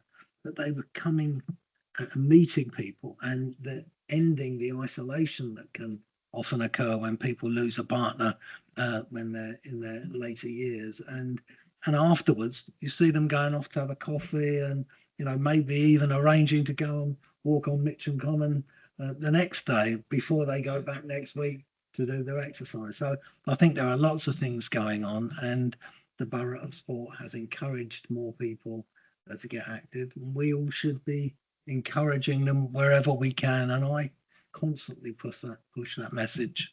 Thank you, Chair. You should come to our dancing class on the Monday. We've got 87-year-olds doing dancing every month. I love dancing. So when Join. did You haven't got any men, so you can what join. time? When did you say? Monday, 10:30 to 11:30 at Vestry Hall. I think You'll see me. you'll learn a new step every day. Joan, you're the last one. Yeah, okay. I just want to ask a question because we have quite a few stables in your right horses in Wimbledon and possible different places. And what I know for sure that we have a lot of SEND children who take part in those activities, but I've never heard of it being publicized, or I never see anything about Borough of Sport joining in with them to take part or advertising anything. Can you just let me know if we do get involved with the stables and any activities to do with children in that area? So thank you. I know that there is an active subgroup of the Borough of Sport work that looks at specifically SEND, and so there's some specific activities supporting those people, those young people with additional needs. I don't know the content and the detail of those particular programs, but let me take that away and have a conversation with the Borough Sport team. But there's absolutely a subgroup that looks at that group because we know, looking through the equity lens, these are one of the most inactive groups, and that's something that we need to absolutely work on. So it's been prioritised, but let me take that forward. Thank you very much. Thank you all very much. Thank you, Russell, Gary. Sorry, the name has just escaped me. It's terrible. Thank you for all your hard work. We got somebody else to say something?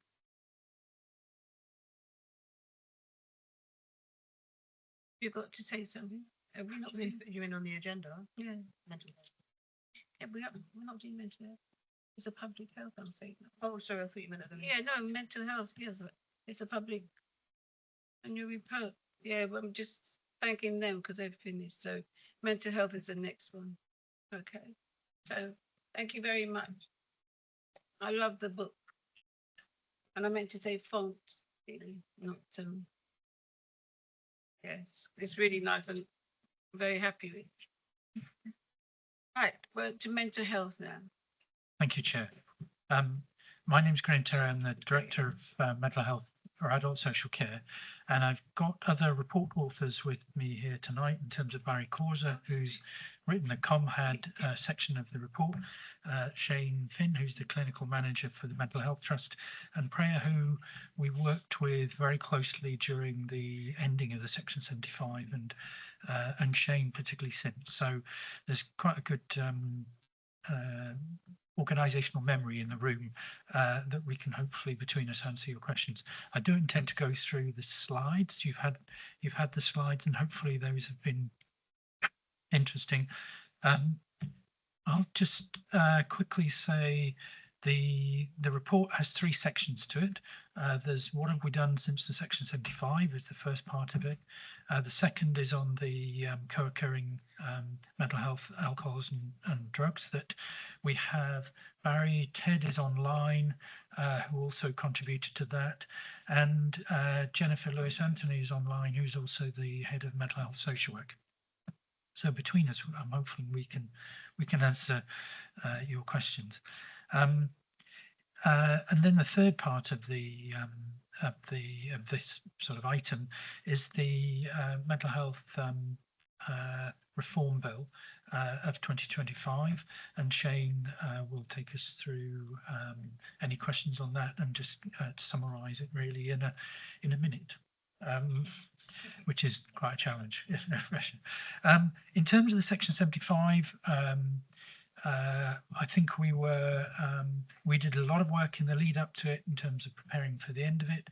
We've carried on doing a lot of work together to make sure that any of the impacts of ending the Section 75 and having our mental health social workers here in the Civic Centre and so on, the partnership working has continued and is still strong. So that was one of the things we always wanted collectively to make sure happened. I think the other that you'll see in slides 4 to 8 is that I think both organisations have improved their performance since the end of the Section 75 in terms of, for us in adult social care, the amount of care activity assessments, etc., that we've undertaken has risen exponentially since the end of the Section 75. And I think for Shane, he's included slides in terms of the trust activity and the improvements and where some of the challenges have been as well. I'll stop there and let Barry just do a minute introduction to the ComHAD. Thank you, Graham. Thank you, colleagues. And I'm really pleased to come to you to talk about ComHAD today. So co-occurring mental health, alcohol and drugs. We know that those residents that are affected by this are perhaps some of our most vulnerable and complex clients. So it's really important for us to talk about this, and it's really welcome to be able to talk to you today. And what we know from our needs assessments, it's in the slides, is that about 70% of those people that have drug needs in our services have co-occurring mental health needs, and about 60% of those who are getting support around alcohol have those mental health needs that are being supported too. But we really pleased again that the Mental Health Partnership Board, so that group that we work across the system on, has identified this as a priority for them. We've been talking about this for a very long time nationally, and so it's really fabulous to be able to focus on this for the borough. And again, you heard from Russell about the annual public health report this year, which is a tool for change. It's a tool for making things different and better. Last year's focused on tackling drugs together, and that shone a light on the issues around co-occurring mental health, alcohol and drugs. And it was also within our health and wellbeing strategy, as colleagues will know. I won't go into it. We've got a good, strong governance route for this piece of work. We've got the Mental Health Partnership Board. We have a really effective Tackling Drugs Together partnership that's jointly chaired by Russell as our Director of Public Health, but also a Chief Inspector in the Met Police. So that gives us that structure to be able to make sure that we're doing the right things. We've done loads of stuff. You can see on the slides there about the activity on the commission service that we have within Merton, working really closely with South West London St George's, analysing the data. We have a lived experience forum. I know I'm over my minute, Graham, sorry, but the lived experience forum is really important for us to understand what those residents are thinking, what they're considering, what the issues are, so that we can improve our services. And there was a more detailed report that went to the Health and Wellbeing Board back in November on that lived experience forum. We get really good outcomes from our alcohol and drug services in Merton. The national challenge is to get more people into services. So this is a really challenging area of work. We know that, but we're considering the wider recovery capital as well, making sure that we've got good accessible services, both that we commission in the council and with South West London St George's. We're able to support people into stable employment. And so we've got a number of priorities and next steps that we've got within the report, but I should probably stop there. Thank you. First and foremost, my thanks to the Chair and by extension the broader committee for allowing me to be here today with my colleagues to talk about some of the acts in relation to the Major Mental Health Act reform.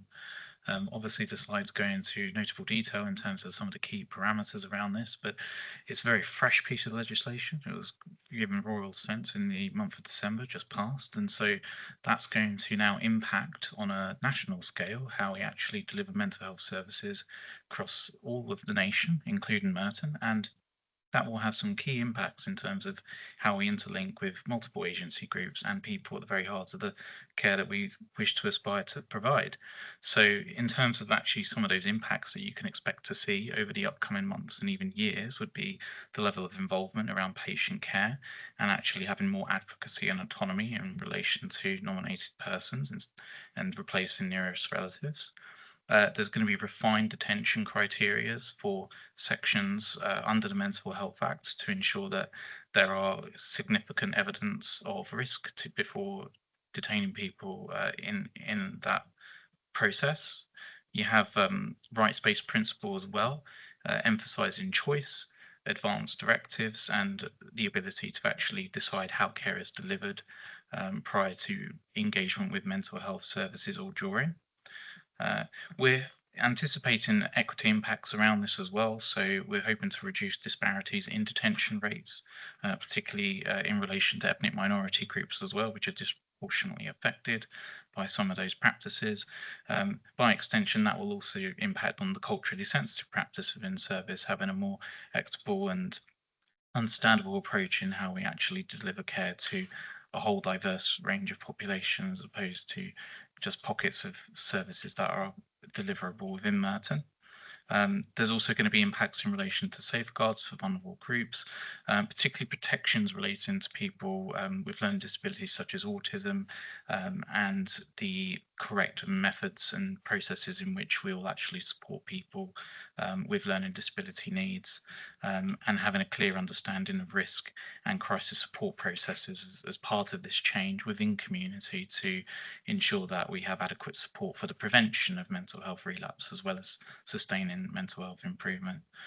So some of the implications in relation to that will be around how we work already with our approved mental health practitioners. It will also have a knock-on effect in terms of how the integrated care boards look at the way that they fund services and support us in terms of delivering some of these key changes that have been impacted by legislation. There'll obviously be legal impacts in terms of the legislation itself and how that's interpreted and understood on the ground and actually embedded in new practice. And there'll need to be training and workforce development processes in relation to actually making that realised and sustained from a workforce perspective as well. So in terms of the adaptations around this, there are going to be new statutory obligations. These are all things not just within the trust itself, but broader extension multi-agency groups will have to be aware and privy to and working in a cohesive way to deliver upon that. And it's also a significant transition from what we currently have in community services to more neighbourhood community partnership working, which I'm happy to say we've even begun some of the work of that today from earlier this morning in terms of actually where we can make changes and improvements to already existing integrated working. And refining and creating a more robust crisis infrastructure, so that you have better response, better access, better flow, and better continuity overall for patient care.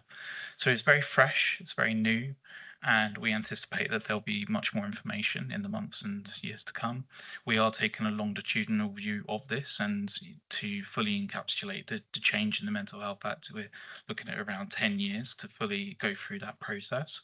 But I think that also speaks to just how major the reform is, and obviously the time and attention and care it requires to actually deliver it in an effective and productive way.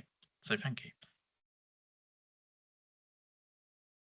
Thank you. And just on that note, when the bill was going through its various approval stages, there were estimates in terms of what the cost of the reforms would be, including upfront training costs for staff, etc. And for the NHS, it was 1.9 billion and 396 million for local authorities, 287 million for courts and tribunal services and legal aid, etc. So you can see some of the scale of the changes and the impacts they're likely to have, and why there is likely to be a sort of 10-year implementation. And once we get that detail, we'll have a better understanding of which bits of the Act are coming in first, and so on, and what the guidance is that supports them. Happy to try and take any questions. You're going to say it's all well and good to implement everything subject to finance, because everything will depend on the financial, how much money you've got to be able to implement all these things. So, Tony. Yes, thank you very much for the presentation. And did it. First, with respect to Merton, though, I mean, as I understand it, we've got statutory duties. So responsibilities, there's the registers,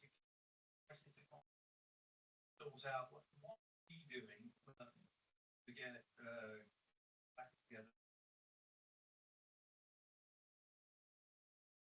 Okay. I think they're all good questions, and they're the sort of questions we've been asking ourselves. In terms of the action plan that we are generating and have looked at, are looking at the individual aspects of the bill, and as Shane was saying, what impact do they have in terms of our practice, the way that we're working now compared to what we would expect to be doing, and some of that is where the guidance and the implementation over the next 10 years is going to help us. So which bits of this bill are likely to be introduced first? And I would suggest those are likely to be the bits that won't cost as much.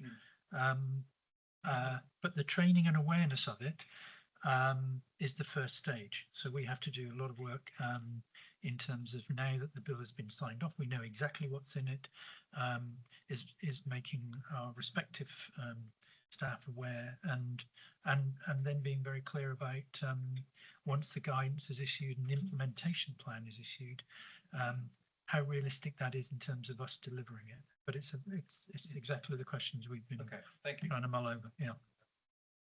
Brenda. Thank you very much. It's very interesting. I actually did some training at Springfield years ago. However, I don't know if I've missed it because I haven't read everything. Is this about adults or children as well? Because there are lots of young people with mental health problems. And in fact, after COVID, it is said that it even increased. And so the suicidal rate has gone up. All sorts of things happen among young people. And I just wonder if you plan to work with them if you're not already doing that. Yeah, so I think it's just important to establish, obviously, that the Mental Health Act reforms encompasses all age groups in that respect. So it will affect people from, adult and children age ranges. And so we have different service lines that will relate to those key areas of working. And so they will also be looking and reviewing the impact of the Mental Health Act reform and how they're going to implement that in working locally with communities. I'm happy to say, just from a council perspective, that some of that localized work already takes place and exists in some capacity. So, for example, psychiatric nurses in schools working with people, trying to directly engage young children and adolescents in mental health. And I think what you'll probably see as a consequence of this is more integrated work and more actions to coordinate the flow and access of care and support across all age ranges. Peter. Well, I mean, one thing I would like to say before it goes out of my head is that our colleagues from who are dealing with this issue have sat very patiently a long agenda and they've actually presented in a really clear way, in a way that I found it easy to grasp. And I think we should thank them for their patience, experience, and thank them for coming. That's the first thing I want to get across. It was interesting that when Barry was talking about drug and alcohol issues, he referred to the partnership with the police, and that's critical in that area. And I recently visited there and understand just how important that working in partnership is. It's not so long since the police, in relation to mental health issues, kind of with very short notice and abruptly announced that they were going to change the way that they were, and everyone had to get on very quick. And I think that inevitably strain in the relationship both with our health colleagues and sure some of our I'd like to know, was it a fracture? Has that damage to the relationship been repaired? And are we working? Because it seems to me that is a crucial area. I'd like to think that we've found a way of being together for the benefit of the people that we're all here to serve. So that's to Sharon. I'm just wondering if I, first of all, could invite Jennifer because Jennifer manages the service. Right. And that's particularly an area that where this was keenly felt. So, sorry, I couldn't hear properly, but was the question about right care, right person? Yes. Yes, it was. So it was actually, Jennifer, about how has the relationship with the police developed over the last year to 18 months following the and I think it probably could be described as a bit of a dispute that broke out at one point. Yeah, I mean, I think it has developed quite well, actually. I think initially there was a shock in the system in terms of the short notice and what seemed to be sort of an abrupt way that the police informed us of their stepping back. But actually, all partners recognise that there are instances, or there were more instances, where the police was not the right agency. But at the same time, there was a need to ensure the police were still involved, because sometimes it was about public safety and it was about the safety of the workers going out. So we needed that kind of dialogue to understand that. And I mean, I won't speak for the mental health trust, Shane will speak, but I do know there was a lot of liaison and conversation and working out, actually, if the police aren't the first agency that we call, what are we going to do? And I know that services have kind of altered somewhat in terms of response, protocols when people just leave A&E. What do you do in the first instance when people have gone home and they were inpatients and they haven't returned, etc., when you're wanting to do a welfare call. And often in those instances, the police would have been the first service to call. So there's needed to be a lot of rethinking. But also what I found is that and sometimes it's required repeated conversation, but if you're able to be very clear about potential risk, potential breach of the peace, where we do actually need the police, because sometimes they're the right agency in terms of the response from the resident as well. We've been able to make the case, and I think there's been a lot of cross-agency forums. You know, we brought it to the safeguarding board. We were monitoring it quite closely with the police and looking at, and John kind of initiated that in terms of our department, and bringing case examples and seeing where we could work things through. So I actually think it landed well. It started as an initial shock, but it landed well. I'm just going to defer to Priya. Thank you, Chair. On behalf of the Mental Health Trust, I'm Priya Samuel, Integrated Partnerships Manager. I'll not repeat what previous partners and colleagues have said.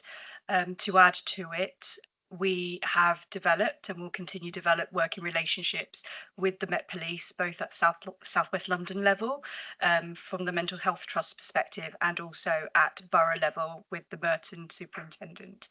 So yes, it was a shock. However, we are all adults and we need to continue working in partnership for to support our residents and our colleagues. Thank you. Can I just say that I know Section 75 was a real sort of problem. Everybody sort of worried about how it was going to work, Section 75. I know you said it's working well, but how well is it working? And there's no way of going back anyway. They did want to move them out into sort of how are things going? I think it's a fair reflection that Merton was one of the last, if not the last, boroughs in London to have a Section 75 agreement. And I think that's an important point because we were able to use learnings from other local authorities and boroughs and partnership working, which the Mental Health Trust had, to put towards the Merton project and the disaggregation. And therefore, we weren't starting from a complete point of zero. And this helped us to progress the discussions and to support both partners, colleagues in various different ways, from disaggregation itself through the different levels of training, finance support, logistics. Yeah, I think obviously there's a part of that has to be realised and candid because obviously disaggregation did have a knock-on effect in terms of service provision for the organisation at that point in time. So prior to the disaggregation, we had 3 community mental health teams. And as a consequence of that and, revenue reimbursement, we had to look at reconsultation for what the current provision was. So we had to change it to a 2 IRH model, integrated recovery hub model. The point of reference that I made in relation to the visual representation on the slides for the aggregation data was to kind of show and reflect what that change had been over a 6-month period from the point of initiating that fundamental change within our service.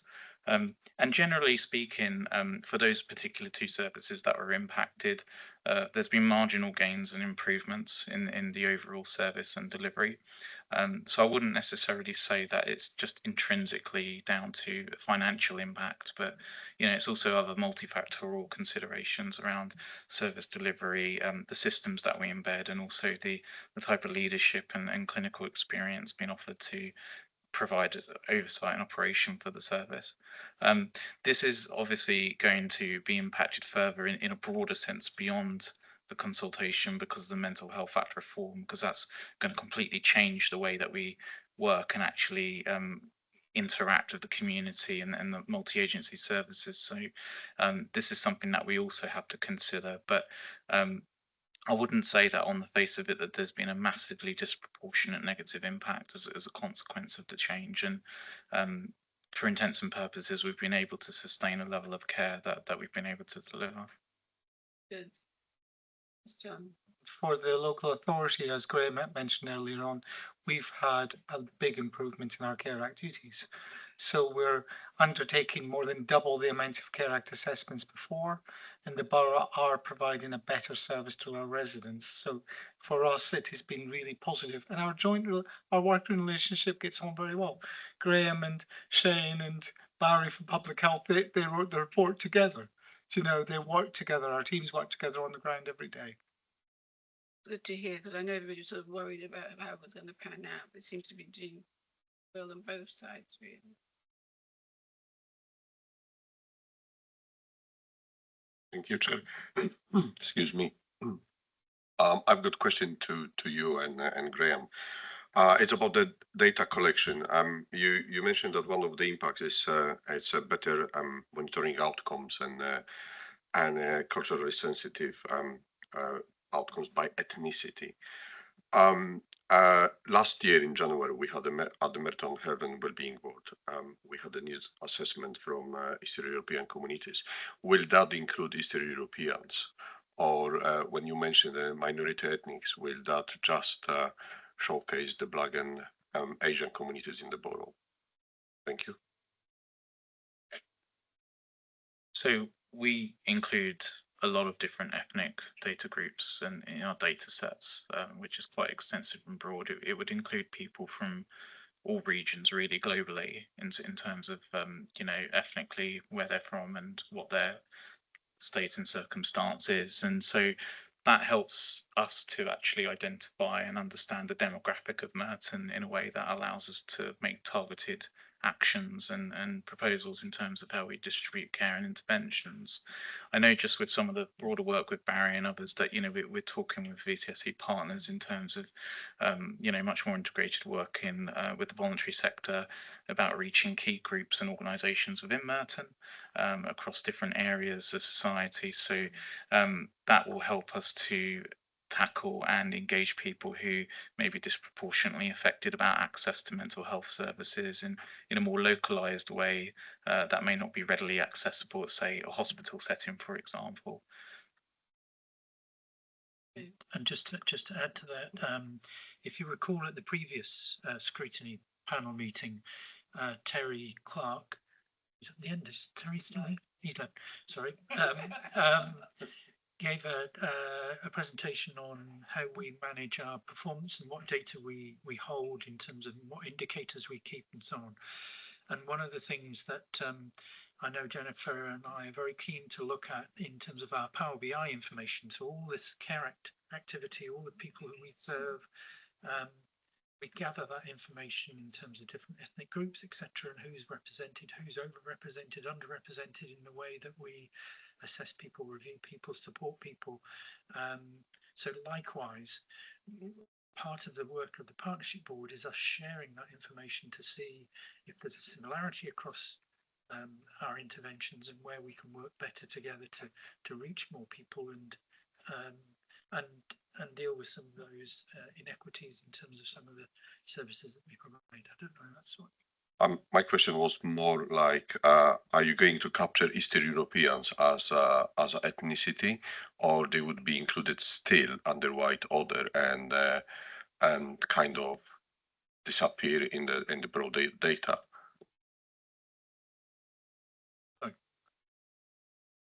Yeah, sure. So we are just in the process of commissioning a detailed mental health and wellbeing needs assessment for Merton. We haven't done that for a while. It's a really important piece of work for us to be able to identify priorities and to shine a light and take action on those inequalities. I have included a number of lines in that specification, so let me work with that working group. I know exactly what you mean, Councillor.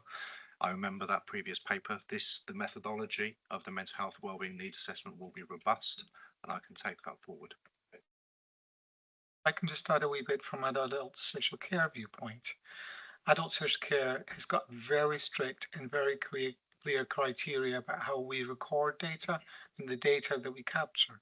All of our data has to go to the Department of Health and Social Care, every line of what we do, and we have to do it in a very specific way. We cannot go out with what we are instructed to do.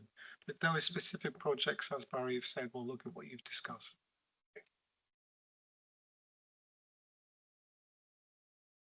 Sorry, just seemed a bit confused for a minute. Yes. Thank you for your report. This is just a word of thanks. A couple of weeks ago, I got a casework, which of course it was a bit frightening for me too, and I just didn't know what to do or who to speak to. Anyway, I asked the person in question to send me an email so I can relate what they were saying appropriately. And I sent it to John and asked for an urgent reply. And I must say, within 24 hours, I got a reply. And the family asked me to, thank you all for the support, because if not possible, the person in question may have done something really drastically. So I just want to say thank you, and I hope we continue to work together in that space.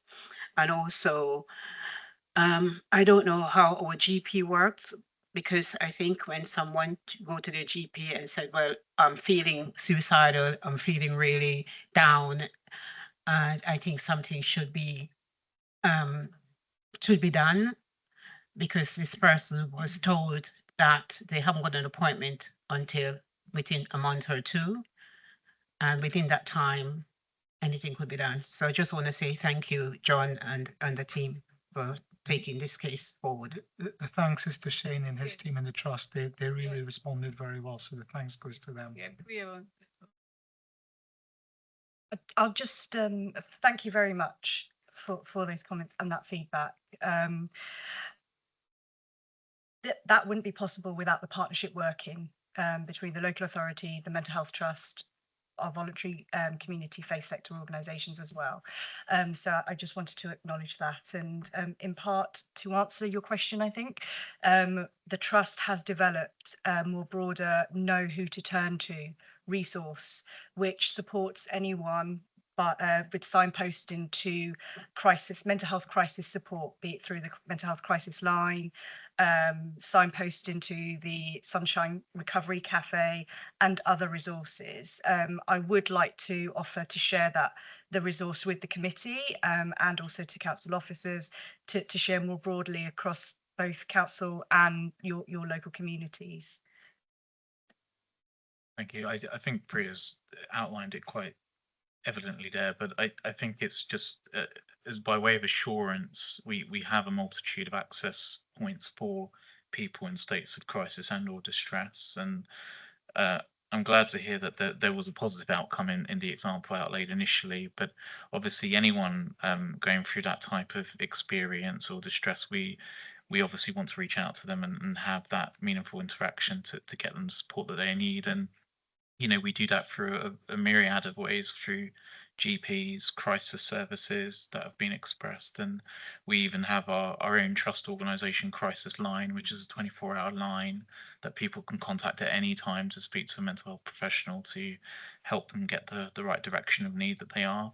I think it does go back to the broader point in terms of how we reach out to people and actually how do we do that in a meaningful way. And that's why the work that we're doing in terms of integrated work is so integral, because it's about how we reach people at the heart of where they are as well. It's curious that the part where it says that part of the recommendation or the new is that the doctors and the patient work together on treatment. I find that how are they going to manage that? Because most of the time the doctors think they know the treatment, they don't listen to the patients anyway. Yeah, so I mean, we do a lot of co-working with consultants and different services already. I think that's the first thing I'd point out. It's just we're very advocating of joint collaborative working, and I think when new challenges or new changes arise, we look at it in a pragmatic sense in terms of, well, how can we actually apply this effectively and reasonably, and that requires a lot of collaboration and cross-working with our multi-agency partners as well. So I wouldn't say that I'm immediately concerned for an impact in how we reach out to our colleagues in different spheres of professionality, but certainly the manner in which we might work or deliver care might be different from how it is now, and it will be for us professionally as a service to kind of think how we deliver that in an effective way. What I'm saying is I've had loads of complaints from patients who say, they tell the doctors the medication they're on doesn't work or it gives them side effects, and the doctors don't listen. So to sit down and think you're going to have a good discussion and plan together, that's a bit of a Yeah, no, that's fine. I think obviously mental health in of itself is quite a complex area of expertise, and sometimes there is a link between trying to deliver what patient needs and wants are versus what we need to do ethically and professionally in terms of keeping not just the person well and safe, but by extension, broader community as well. And those decisions that we have with patients, we try and do in a collaborative manner. So that the decisions are made directly with the person as opposed to for the person. That also is encapsulated in our care program approach, which kind of encompasses the holistic overview of delivering care. But there will be instances where people may be, unfortunately, in circumstances where they're not well enough or able to advocate for themselves because of vulnerability and other elements. And so sometimes we are placed in positions where we have to make medical decisions around care or treatment where someone might not be in the best position to do so. But that doesn't necessarily mean that that position is stagnant. And, we constantly look and re-review these things so that we have the most up-to-date and responsive way of delivering care for that person. It's quite unique. Yeah. When they're not well, they're not complimentary, so they can't argue with you about what treatment they have. It's when these people are well, have been offered their own CTUs and they're telling doctors that this doesn't happen, the doctors aren't listening because they know what's best for them. So I know they think they know, but sometimes you have to listen to the patients because they know what their body's like.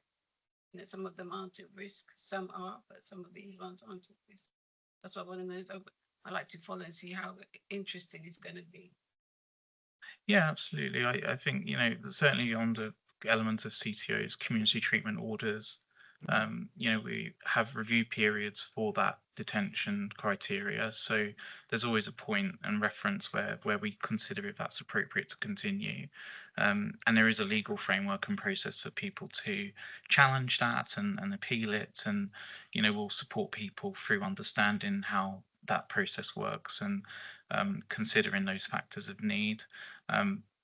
Ultimately, it is a decision with the consulting team in terms of, whether we retain someone within a detention or release them off a detention order, and that will be a combination of considerations, both in terms of the patient's experience, the carer input, and the professional insights and understanding of how that person's been affected through the care and treatment that's been delivered to them.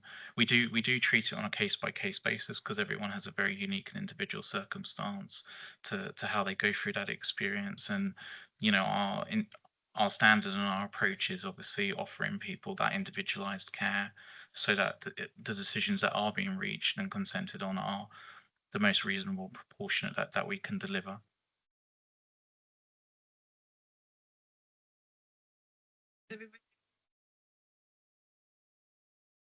Thank you very, very much for your report. What I can say is good luck for the new mental health codes because it's going to be exciting to see what's going to happen. And thank you all for coming. Thank you, Barry. Thank you, Graham. Thank you. Sorry, I'm going to class. Jay. Thank you, Priya. So, and thanks for coming to watch us.